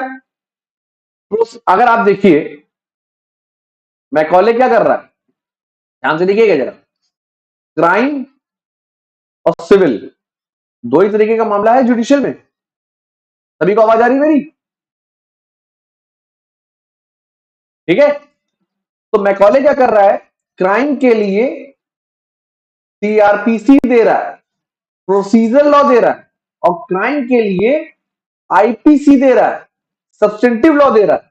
लेकिन सिविल में क्या कर रहा है, वो सीपीसी की रिकमेंडेशन दे रहा है, लेकिन वो भी नहीं मानी गई, और बाद में 1909 में सीपीसी आ रही है, मतलब प्रोसीजर लॉ आ रहा है। सब्सटेंटिव लॉ में ब्रिटिश ने काम नहीं किया, कोई भी। क्यों नहीं किया? देखिए, लॉ एंड ऑर्डर मेंटेन करने के लिए एक यूनिफॉर्म कोड होना चाहिए, यूनिफॉर्म क्रिमिनल कोड होना चाहिए। यूनिफॉर्म क्रिमिनल कोड की डिमांड है, इसलिए यूनिफॉर्म क्रिमिनल कोड के नाम पे सीआरपीसी लिया। क्यों भैया? सरियत कुछ कहती है, हिंदू लॉ कुछ कहता है, हमने अपना क्रिमिनल प्रोसीजर कोड लेके आ गया, यूनिफॉर्म क्रिमिनल प्रोसीजर कोड, और यूनिफॉर्म सब्सटेंटिव लॉ भी उसके लिए लेके आए, जो ये बताता है कि इस क्राइम के लिए क्या सजा और प्रोसेस क्या, वो ये बता। क्योंकि लॉ एंड ऑर्डर मेंटेन करने के लिए ये जरूरी था। बात समझ आ रही है आपको? लॉ एंड ऑर्डर मेंटेन करने के लिए जरूरी था। लेकिन अगर आप सिविल में जाते हैं तो वो क्या है, प्रोसीजर तो लेके आ जाना है कि भाई इतने का मसला है तो आप मेट्रोपॉलिटन मजिस्ट्रेट में चले जाइए, इतने का मसला है तो चीफ मेट्रोपॉलिटन मजिस्ट्रेट के पास चले जाइए। लेकिन अगर आप मेट्रोपॉलिटन मजिस्ट्रेट के पास जाते हैं, हिंदू हैं, तो आपका जो है हिंदू लॉ के हिसाब से चलेगा, अगर आप मुसलमान हैं तो मुस्लिम लॉ के हिसाब से चलेगा। वो धर्म में ज्यादा हस्तक्षेप नहीं कर भाई। अगर वो यूनिफॉर्म सिविल कोड ले आते तो उससे उनको कुछ लाभ मिल रहा नहीं भाई। ब्रिटिश तो यहाँ पे कोलोनाइजेशन करने आए, रेवेन्यू कलेक्ट करने आए, पैसा कमाने आए, सोसाइटी थोड़ी सुधारने आए। और उनकी नीड थी कि क्रिमिनल सेक्टर पे उनको यूनिफॉर्म काम करना था, इसलिए उन्होंने तुरंत तत्काल प्रभाव से क्रिमिनल सेक्टर में यूनिफॉर्म कोड पे काम किया। लेकिन सिविल में यूनिफॉर्म कोड के ऊपर उन्होंने काम नहीं किया, क्योंकि उसको उनकी उसमें इनका पैसा बर्बाद होता। अच्छा बताइए कि हिंदू और मुसलमान जो अलग अलग दो अलग अलग आइडेंटिटी हैं, इनके लिए जो अलग अलग इनके नेटिव रूल्स चलते चले आ रहे हैं, हिंदुओं के लिए चलते आ रहे हैं कहां से, मनुस्मृति से, बल्कि और वेदों के जमाने से। मुस्लिम्स के लिए अगर देखते तो इंडिया में कब से चले आ रहे हैं, 1200 से चले आ रहे हैं। इसमें हाथ डाल के उनको मिलेगा क्या भाई? डजेंट मैटर, समझिए मेरी बात, क्योंकि अगर हिंदू है और एक मुस्लिम है, ठीक है, इट डजेंट मैटर। हमें जब रेवेन्यू कलेक्ट करना है तो हमें हिंदू से भी रेवेन्यू कलेक्ट करना है, ब्रिटिश कंपनी की अगर मैं बात कर रहा हूँ, ठीक, और हमें जो है मुस्लिम से भी रेवेन्यू कलेक्ट करना है। समझ मेरी बात, है ना? इट डजेंट मैटर कि हिंदू सक्सेशन बिल क्या कह रहा है, ये 3 भाई हैं, ये तीनों दें या तीनों अलग अलग दें, ये मुस्लिम 2 भाई हैं, ये दोनों दें या एक दे या एक ना दे, हमें इससे मतलब नहीं है। हमें मतलब किससे, कि इस यहाँ पे लैंड मेजरमेंट के हिसाब से, है ना, अलाउद्दीन खिलजी की तरीके। लैंड मेजरमेंट क्या कह रहा है, ये कह रहा है कि आपकी फैमिली के पास 10 बीघा खेती है, हमें इससे मतलब है, इस पर रेवेन्यू दीजिए। और आपकी फैमिली के पास 20 बीघा खेती है, हमें इससे मतलब है। अब आप आपस में बैठो चाहे कैसे करो, हमें कोई दिक्कत समझ आ रहा है? इसलिए उन्होंने जो है यूसीसी पे काम नहीं किया, उनकी नीड ही नहीं थी। फालतू में यहाँ पे इस प्रोसेस में उलझेंगे, जो जज होगा उसको सैलरी भी तो देनी पड़ेगी। अगर वो सिविल डिस्प्यूट्स में अगर पढ़ते, हिंदुओं के और मुस्लिम्स के एक कॉमन रूल लेके आते, उनके सिविल डिस्प्यूट्स में पढ़ते, तो क्या उनका पैसा नहीं खर्चा होता है? और वो यहाँ पैसा तो लगाना नहीं चाहते थे। पैसा वो उतना ही लगाते थे जितना उनके लिए जरूरी था। क्या? रेलवे, रेलवे जरूरी था तो रेलवे पैसा लगा दिया। ये चीज क्लियर हुई सबको?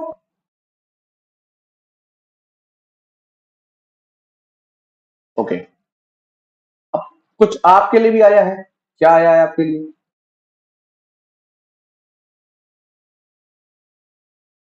अब आप इतनी तैयारी कर रहे हैं तो आपके लिए भी तो कुछ देगा। चार्टर एक्ट, सिविल सर्विसेज देगा।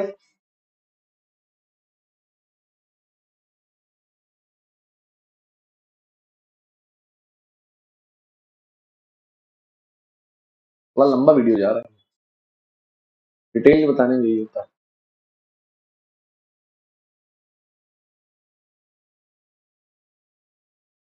ठीक, ओपन सिविल सर्विसेज की बात करेंगे यहाँ पे। मैकॉले ने कहा कि देखिए सीधी सी बात है कि अब क्या है कि हमारी नीड है, ये बहुत बड़ा टेरिटरी, इंडिया बहुत बड़ा टेरिटरी हो गया, ब्रिटिश टेरिटरी हो गया, पहले जरा सा था, बंगाल था, बॉम्बे था, मद्रास था, जगह जगह था। अब हमें पूरे एरिया में गवर्न करना है। और अगर हम ब्रिटिश आईसीएस ऑफिसर्स की अपॉइंटमेंट करते हैं या ब्रिटिश क्लर्क की अपॉइंटमेंट करते हैं, बेंटिंग ने भी बोला, मैकॉले ने भी बोला, बेंटिंग की भी अप्रोच थी, ठीक है। इतना सारे अगर हम यहाँ पे ब्रिटिश क्लर्क की अपॉइंटमेंट करते हैं तो परमानेंट सेटलमेंट के टाइम पीरियड में आपको बताऊं कि ब्रिटिश कलेक्टर की सैलरी 17-1800 रुपए पर मंथ हुआ करती थी, which was the highest paid salary all over the world. पूरी दुनिया में सबसे ज्यादा सैलरी वाली वो पोस्ट हुआ करती थी, तो लोग अट्रैक्ट होते थे ब्रिटेन से, मजबूरी थी उसमें बुलाना उनको। पर अगर आप इतनी ज्यादा सैलरी देंगे तो ब्रिटिश कंपनी को क्या, देखिए सीधी बात है, ब्रिटिश कंपनी क्या है, उसका ट्रेड वर्क खत्म कर दिया, ठीक, ट्रेड वर्क तक तो खत्म कर दिया है, ऊपर से अब उसको यहाँ पे ऑफिसर्स की अपॉइंटमेंट करने पैसा नहीं उसको बर्बाद होगा। तब वो क्या कर रही है, ओपन सिविल सर्विसेज का कॉन्सेप्ट लेके आ रही है ना। साथ ही साथ बैंटिंग ने क्या किया कि जो सदर कोर्ट्स हैं, सदर दीवानी अदालत, सदर निजामत अदालत, इसके निचले लेवल पे जो है एकदम मुफसिल के नीचे, यहाँ भी मुफसिल के नीचे उसने मुंसिफ, मुंसिफ हो गया, सदर अमीन हो गया, ठीक, प्रिंसिपल सदर अमीन हो गया, और यहाँ पे जो है आपका मैजिस्ट्रेट हो गया, ज्यूरर्स हो गया, ये सिविल के लिए और ये क्रिमिनल के लिए, है ना। ये नेटिव इंडियंस के लिए बात चल रही है। तो यहाँ पे भी जो निचले लेवल की जो कोर्ट है, ये जो निचले लेवल की कोर्ट है, इसमें वो क्या कर रहा है, इसमें ये कह रहा है कि यहाँ पे इंडियंस की अपॉइंटमेंट कर देते हैं, ठीक। और यहाँ पे जो आपका जो कलेक्टर की कोर्ट है, जो ऊपर की इस जगह कई कलेक्टर की कोर्ट आती है, सदर और मुंसिफ के बीच में जो कलेक्टर की कोर्ट आती है, कमिश्नर की कोर्ट आती है, उसका जितना भी स्टाफ है उन स्टाफ में इंडियंस की अपॉइंटमेंट कर देते हैं, स्टाफ में इंडियंस की अपॉइंटमेंट कर देते हैं, ठीक।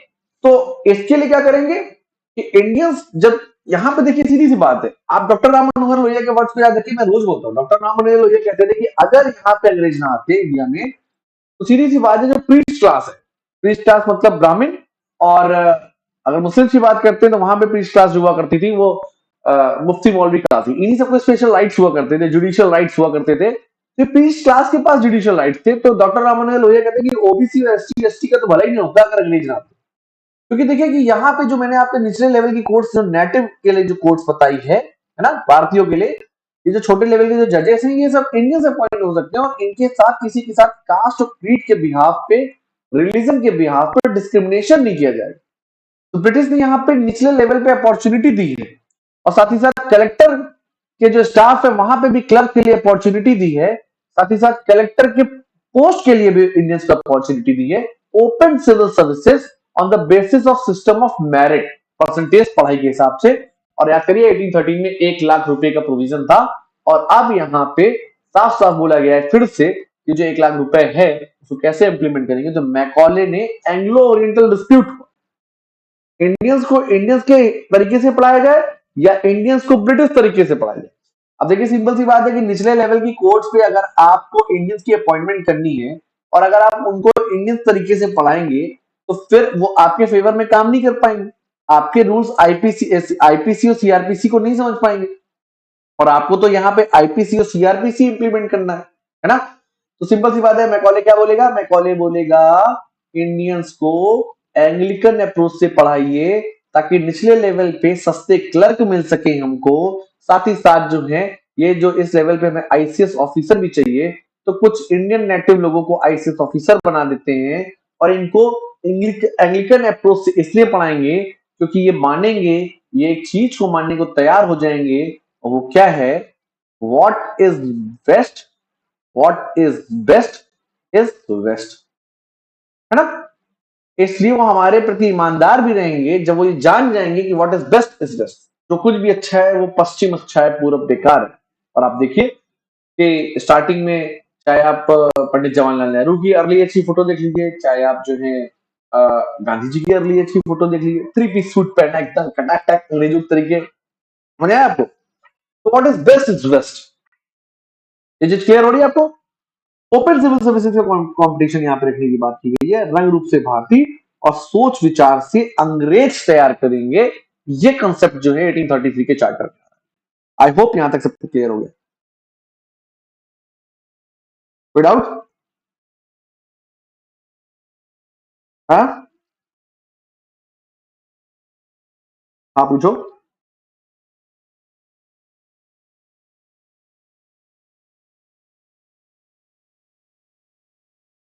नहीं, इंडियन लॉ को कोडिफाइड नहीं करेंगे। इंडियन लॉ को कोडिफाइड ओरिएंटलिस्ट अप्रोच से आज जो है वो पहले किया जा चुका है। आप याद करिए कि कॉर्नवालिस के टाइम पीरियड में मैंने आपको, तो आप तो मॉडर्न हिस्ट्री पढ़ी हुई है, code of Gentoo law Manusmriti का ट्रांसलेशन किया गया था बहुत पहले ही, और शरीयत लॉ को भी कोडिफाइड करने की कोशिश की। 1813 के बाद वो पूरी अप्रोच ही चेंज है। मैं आपको उतनी देर से यही बता रहा हूँ यार, कि वो यही चाहते हैं कि व्हाट इज बेस्ट। भाई वहां की सारी कंपनी के लोग आ रहे हैं, नेटिव ब्रिटिशर्स यहाँ पे आ रहे हैं, यूरोपियंस यहाँ पे आ रहे हैं, वो मुस्लिम लॉ या हिंदू लॉ को उनके ऊपर इंप्लीमेंट करेंगे, कोडिफाइड करेंगे? आप बताओ। हम तब सूडान के ऊपर कब्जा करते हैं, चलिए ठीक है, तो हम सूडान के लोगों के रूल्स क्या अपने ऊपर लागू करेंगे? फिर हम बताओ, आप बताओ। हम अपने रूल्स उनके ऊपर लागू करेंगे ना, हम अपने रूल्स लागू करेंगे। समझ आया? भले ही हम 10 ही क्यों ना हो, और वो 10 लाख क्यों ना हो, हम उन 10 लाखों को अपने रूल से तैयार करेंगे, तभी तो मेरे लिए फेवर में माहौल तैयार होगा। हम आरोप लगाते हैं टर्किश लोगों के ऊपर, जो है उन्होंने जो है यहाँ पे शरीयत लागू करी, तो ब्रिटिशर्स ने भी तो यही किया, नहीं किया? बताइए। भाई रूल्स अगर हमारे फेवर में होंगे, हमारी आइडियोलॉजी के फेवर में होंगे, तभी तो हम रूल कर पाएंगे, गवर्न कर पाएंगे। अगर हम नेटिव के रूल्स के हिसाब से चलेंगे तो हम गवर्न नहीं कर पाएंगे। समझिए मेरी बात, है ना? तो टर्किश के साथ दिक्कत यही थी, और मुगलों को देखो, अकबर वगैरह को आप देखेंगे तो अकबर ने यहाँ क्या किया, नेटिव के साथ लिबरलाइजेशन दिखाया, दीन इलाही धर्म लेके आए, जजिया टैक्स खत्म कर दिया, पिलग्रिम टैक्स खत्म कर दिया, घरों का दर्शन देने लगे। तो वो जमुना गंगा तहजीब पे आगे बढ़ रहे थे। ये चीज क्लियर, इसीलिए तो उसको जो है प्री मॉडर्न इरा बोलते हैं, ऑप्शनल हिस्ट्री को। ओके, कोई डाउट? ब्रिटिश कभी नहीं करेगा, ब्रिटिश क्यों करेगा, है ना? क्रिमिनल प्रोसीजर कोड और आईपीसी उनकी नीड है, इसलिए वो अपने हिसाब से कर रहे हैं। सिविल कोड में उनको कुछ खास दिख नहीं रहा है, तो वो क्यों अपना पैसा बर्बाद करेंगे? पैसा बचाने में बहुत कंजूस थे, ये समझ लीजिए इस चीज को। ठीक, यहां तक कोई डाउट?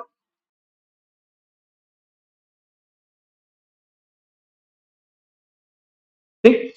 दूसरा, जैसे मान लीजिए अगर सिविल सर्विसेज के लिए 10 पोस्ट बनाएंगे, कितनी? 10 पोस्ट। तो कोर्ट ऑफ डायरेक्टर क्या करेगा, इसकी 4 टाइम्स, मतलब 40 आईसीएस ऑफिसर को नॉमिनेट करेगा। ऐसा क्यों? अब देखिए, कंपनी का ट्रेड वर्क ही खत्म हो गया, तो सीधी सी बात है, जब कंपनी का ट्रेड वर्क खत्म हो गया तो कोर्ट ऑफ डायरेक्टर के पास बचा क्या? तो कोर्ट ऑफ डायरेक्टर को ओबलाइज करने के लिए यहाँ पे 40 आईसीएस ऑफिसर को नॉमिनेट करेंगे, कहां से? लंदन से। आपको पता है कि आईसीएस ऑफिसर बहुत ही हाईली पेड सैलरी वाली जॉब हुआ करती थी, तगड़ा लेवल पे करप्शन किया करते थे लोग। 1773 से आप मेरे मुंह से सुनते चले आ रहे हैं।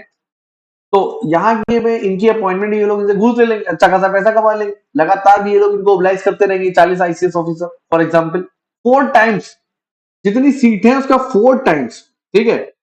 The act has given the power to the court of director to nominate annually 4 times as many candidates as there were vacancies to the procedure of competitive examination। ठीक, कॉम्पिटेटिव एग्जामिनेशन के थ्रू जितनी vacancies हैं उसकी 4 times seats जो है nominate कर देगा कौन? Court of director. बहुत तगड़ा डेटा है आपके, कितना भी गंदा क्वेश्चन बने वहां पे है। विदाउट, आगे बढ़े।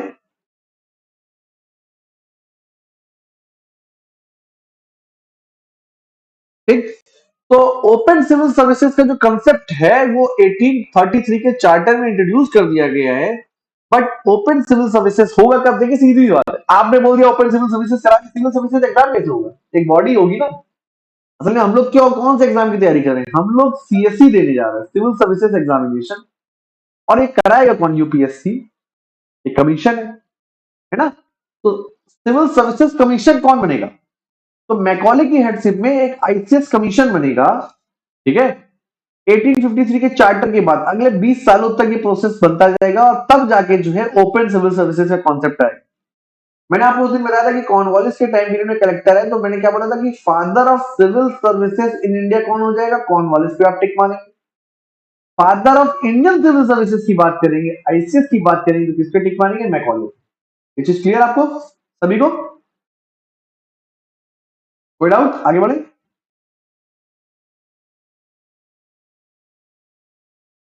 Abolition of slavery. देखिए इंडिया में चल क्या रहा था, permanent settlement Bengal, land revenue collection process होता है, फिर चेक पे फिक्स अमाउंट, ये आपको अच्छे से पता है। ठीक, मद्रास की अगर बात करते हैं, मद्रास में चलता है रैयतवाड़ी, किसानों से सीधे सीधे ट्रेड हो जाता है, मतलब कुल मिला के लैंड रेवेन्यू कलेक्शन का एक प्रोसेस है। इतना अभी आप समझिए मद्रास। और यूपी और वेस्टर्न यूपी और पंजाब वगैरह में क्या चल रहा होता है, महाल, ये सबका सब 1823 तक आ जाता है, 6 के टाइम पीरियड तक। ठीक, क्लियर है चीज।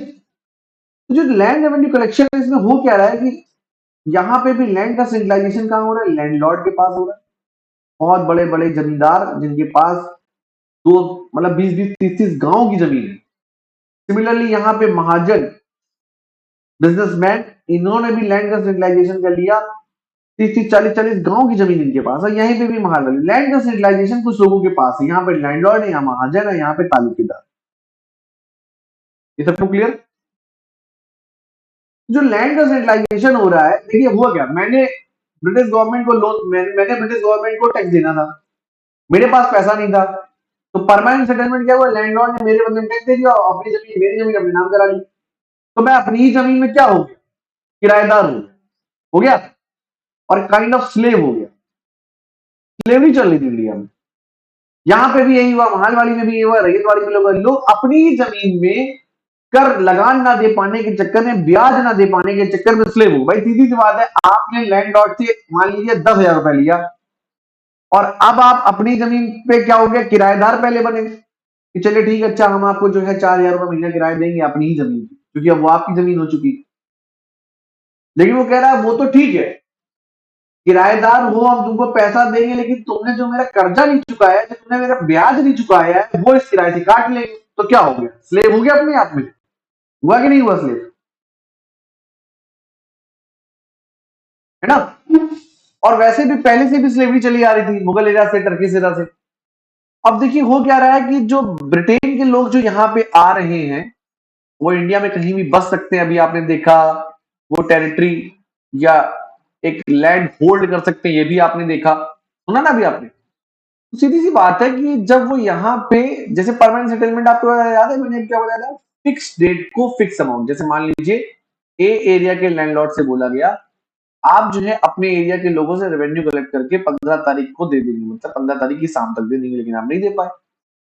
16 तारीख को जब कलेक्टर की कोर्ट में नीलामी हुई, कलेक्टर की कोर्ट में जब नीलामी हुई, तो किसी ब्रिटिश ने या यूरोपियन ने वो लैंड परचेज कर ली, मतलब इस एरिया का land revenue collector right purchase कर लिया। और अब यहाँ पे जो है ब्रिटिश लैंड रेवेन्यू कलेक्टर हो गया, मतलब जमींदार हो गया। तो यहाँ पे क्या होगा कि जब वो खेती करा रहा है, तो ये जो स्लेव्स हैं जो दूसरे एरिया में भाग जाएंगे, वो तो यहाँ खेती नहीं कर रहा है, उसको लॉस हो रहा है। तो कह रहा है कि स्लेवरी खत्म कर देनी चाहिए। अब देखिए एक आदमी स्लेव है जो सिर्फ खाने और पीने पे जिंदा है, आप उससे बोलो बेटा 5 रुपए सैलरी देंगे पर डे की, करोगे? वो कहेगा अच्छा खाने पीने में 2 रुपए बर्बाद होता है, 3 रुपए एक्स्ट्रा बचेगा, या कर लेते, लेकिन क्या करें, हम तो दास हैं।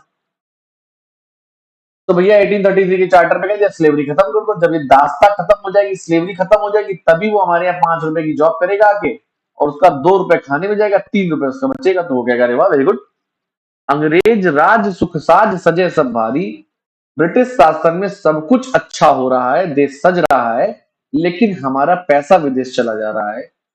कोई बात नहीं, उसकी अपॉर्चुनिटी कॉस्ट भी हम दें। देखिए स्लेवरी खत्म कर रहे हैं, वो अपने फेवर में खत्म कर रहे हैं, लेकिन इससे हो क्या रहा है, एक स्लेव जो है वो इस सरप्लस से अपने बच्चे को पढ़ाता है, लिखाता है ब्रिटिश सिस्टम में, है ना।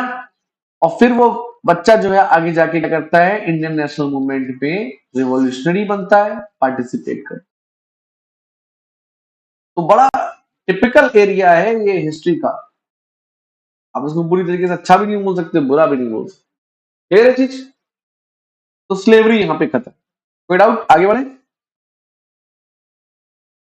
ठीक, increase the number of the bishop. अभी आपने लास्ट चैप्टर में देखा था कि कलकत्ता में बिशप हुआ करता था, ठीक है, याद आया आपको, एक बिशप हुआ करता था कलकत्ता में, और अब क्या कर दिया गया, एक की जगह बढ़ा के कितने कर दिए गए, 3 बिशप्स कर दिए गए। तो कलकत्ता के बिशप को एक नया टाइटल दिया गया, मेट्रोपॉलिटन बिशप। बाकी सारे बिशप की अपॉइंटमेंट गवर्नर जनरल करेगा, मद्रास प्रेसिडेंसी में कर देगा, बॉम्बे प्रेसिडेंसी में कर देगा, 3 प्रेसिडेंसी उन्हीं में कर देगा। कलकत्ता के बिशप को बोला जाता था मेट्रोपॉलिटन बिशप। एक तरीके से चीफ बिशप है ये। इसकी बात कोई काटेगा नहीं, बाकी दोनों बिशप। यहां तक सबको क्लियर? कोई डाउट? तो ये आपके की प्रोविजंस खत्म हो गए। सिग्निफिकेंस की बात करते हैं। इस चार्टर का सिग्निफिकेंस क्या है? देखिए इतना सब पढ़ा है तो कुछ समराइज्ड वे में होना चाहिए। This act was watershed movement for the constitutional political history India. संवैधानिक विकास में जो है एक वाटरशेड है। क्यों? आपने देखा कि गवर्नर जनरल की जो काउंसिल है उसके लेजिस्लेटिव फंक्शंस और एग्जीक्यूटिव फंक्शंस को डिफाइन कर दिया गया पहली बार। और फिर यहीं पे आगे जाके 1853 में एक लेजिस्लेटिव बॉडी बन जाएगी, एग्जीक्यूटिव बॉडी बन जाएगी। फिर ये आगे जाके 1919 में बाई कैमरल हो जाएगा, द्विसदनी हो जाएगा, अपर हाउस हो जाएगा, लोअर हाउस हो जाएगा। तो कॉन्स्टिट्यूशनल हिस्ट्री के लिए वाटरशेड मूवमेंट है पॉलिटिकल हिस्ट्री। क्लियर है चीज? It elevated the governor general of Bengal as governor general of India and consolidated the centralised the administration of India. ये इसका सिग्निफिकेंस है। समराइज करना, मूल्यांकन करना हो अगर आपको किसका, 1833 के चार्टर का, तो ये मूल्यांकन है। ठीक? उस मूल्यांकन की जब देखो, जब समराइज करना होगा तो इतना लिख देंगे, सिग्निफिकेंस लिखना होगा तब इतना लिख देंगे, लेकिन अब उसने बोल दिया क्रिटिकली एनालिसिस करना है तो फिर आपको इसके डिफेक्ट्स और लूप होल्स को भी बताना पड़ेगा। क्लियर है चीज? इससे इंडियंस को क्या मिल रहा है? कुछ नहीं है ना।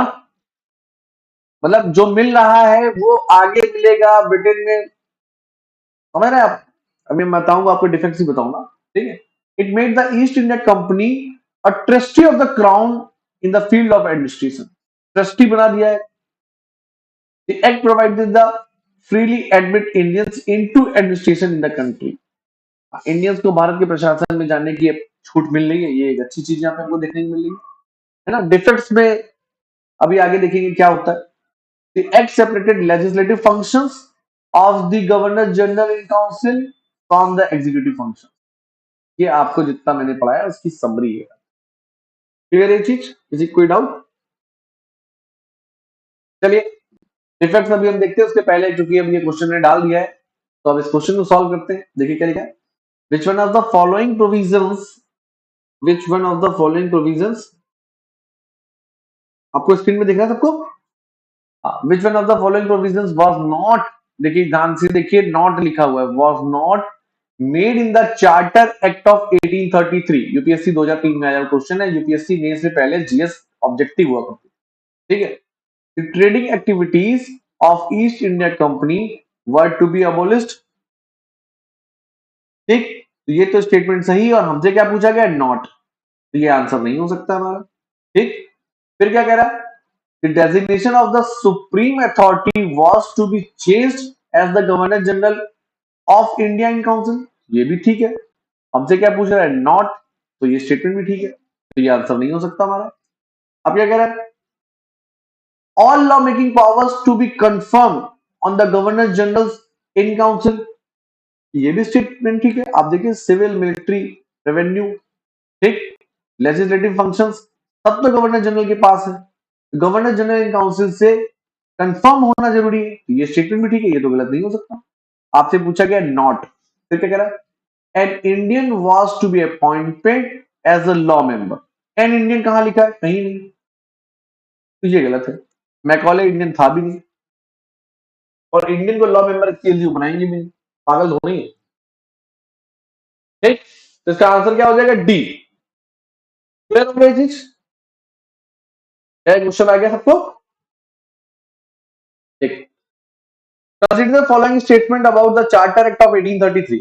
Company's monopoly over the trade with China and trade in tea and opium was ended. देखिए वही स्टेटमेंट जो मैंने अभी ऊपर बोला था, याद आया? ठीक है, तो ये स्टेटमेंट ठीक है कि गलत है? बताइए आप लोग। सही है। ठीक, अब आगे देखिए। हाँ, क्या कह रहा हूं? एक डिसेंट्रलाइज, डिसेंट्रलाइज तो किया नहीं, लेजिस्लेटिव पावर उल्टा उसने छीन ली थी प्रोविंसेस से, तो ये स्टेटमेंट गलत हो गया। It provided for the appointment of law commission for the codification and consolidation of Indian law. ठीक है, तो क्या स्टेटमेंट ठीक है? नहीं, ये स्टेटमेंट भी ठीक नहीं है, क्योंकि इंडियन लॉ की बात ही नहीं हुई। देखिए अभी इरम ने क्वेश्चन पूछा भी था कि सर क्या इंडियन लॉ पे भी काम किया? नहीं, इंडियन लॉ पे थोड़ी किया। कंसोलिडेशन लॉ फॉर इंडिया होना चाहिए था। Only option B is correct. Iram, Iram, देखो तुम्हारे क्वेश्चन ने कितना बड़ा क्वेश्चन सॉल्व किया। ठीक है ना? ठीक है, अच्छे क्वेश्चन थे तुम्हारे। देख अब देखिए, हालांकि अब ऐसे यूपीएससी क्वेश्चन नहीं पूछता है, पर हाँ पीसीएस पूछ सकता है। तो देखिए क्या लिखा, what are the key features of the charter act 1833। अब आपको 150 शब्दों में लिखना है या 100 शब्दों में लिखना है की फीचर्स। जो हेडिंग्स लिखी थी उनको ज्यादा ज्यादा एलेबोरेट करना है, मेजर मेजर हेडिंग्स, है ना? वहां पे आपको ये नहीं जाना है कि चार चार गुना कर दिए, 10 थे 4 गुना कर दिए, ऐसा कुछ नहीं। बस ये आपने कहा ओपन कंपटीशन का प्रोविजन किया गया। नियर अबाउट टाइम पीरियड में ओपन कंपटीशन नहीं हुआ, आगे हुआ। ठीक, गवर्नर जनरल काउंसिल के जो है पावर जो है गवर्नर जनरल में बहुत ज्यादा सेंट्रलाइज कर दी गई।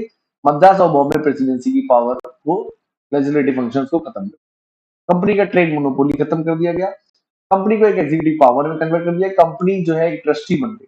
ये मेन की फीचर्स। दूसरा, यहाँ पे जो है एक एंग्लिकन अप्रोच के साथ जो है एजुकेशन सिस्टम इंट्रोड्यूस होता है।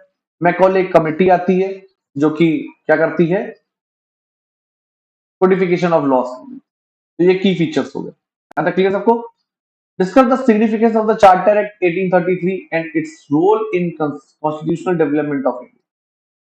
सिग्निफिकेंस आपने अच्छे से देख लिया, उसको आप यहाँ पे इलेबोरेट कर सकते हैं। तो आप लोग इन क्वेश्चंस को लिख के देखिए और दिखाइए मुझको। ठीक है, तो कह रहा है what are the circumstances in Europe that cause the implementation of charter act 1833।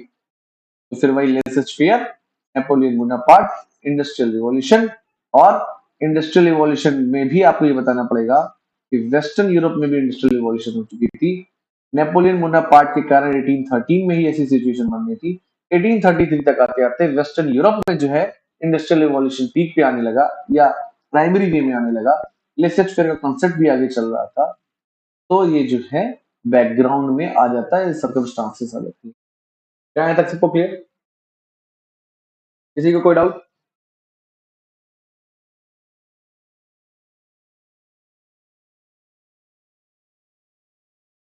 Trustee, जैसे मान लीजिए कि मेरी कोई प्रॉपर्टी है, ठीक है, और मैं लंदन चले जाऊं, तो मैं अपनी पावर ऑफ अटॉर्नी आपको दे दूं कि मेरे बिहाफ पे सारे डिसीजंस आप लेंगे। ठीक है, गलत करते हैं तो आप, अच्छा करता हूं तो मैं उसका श्रेय ले लूंगा। समझ आया आपको?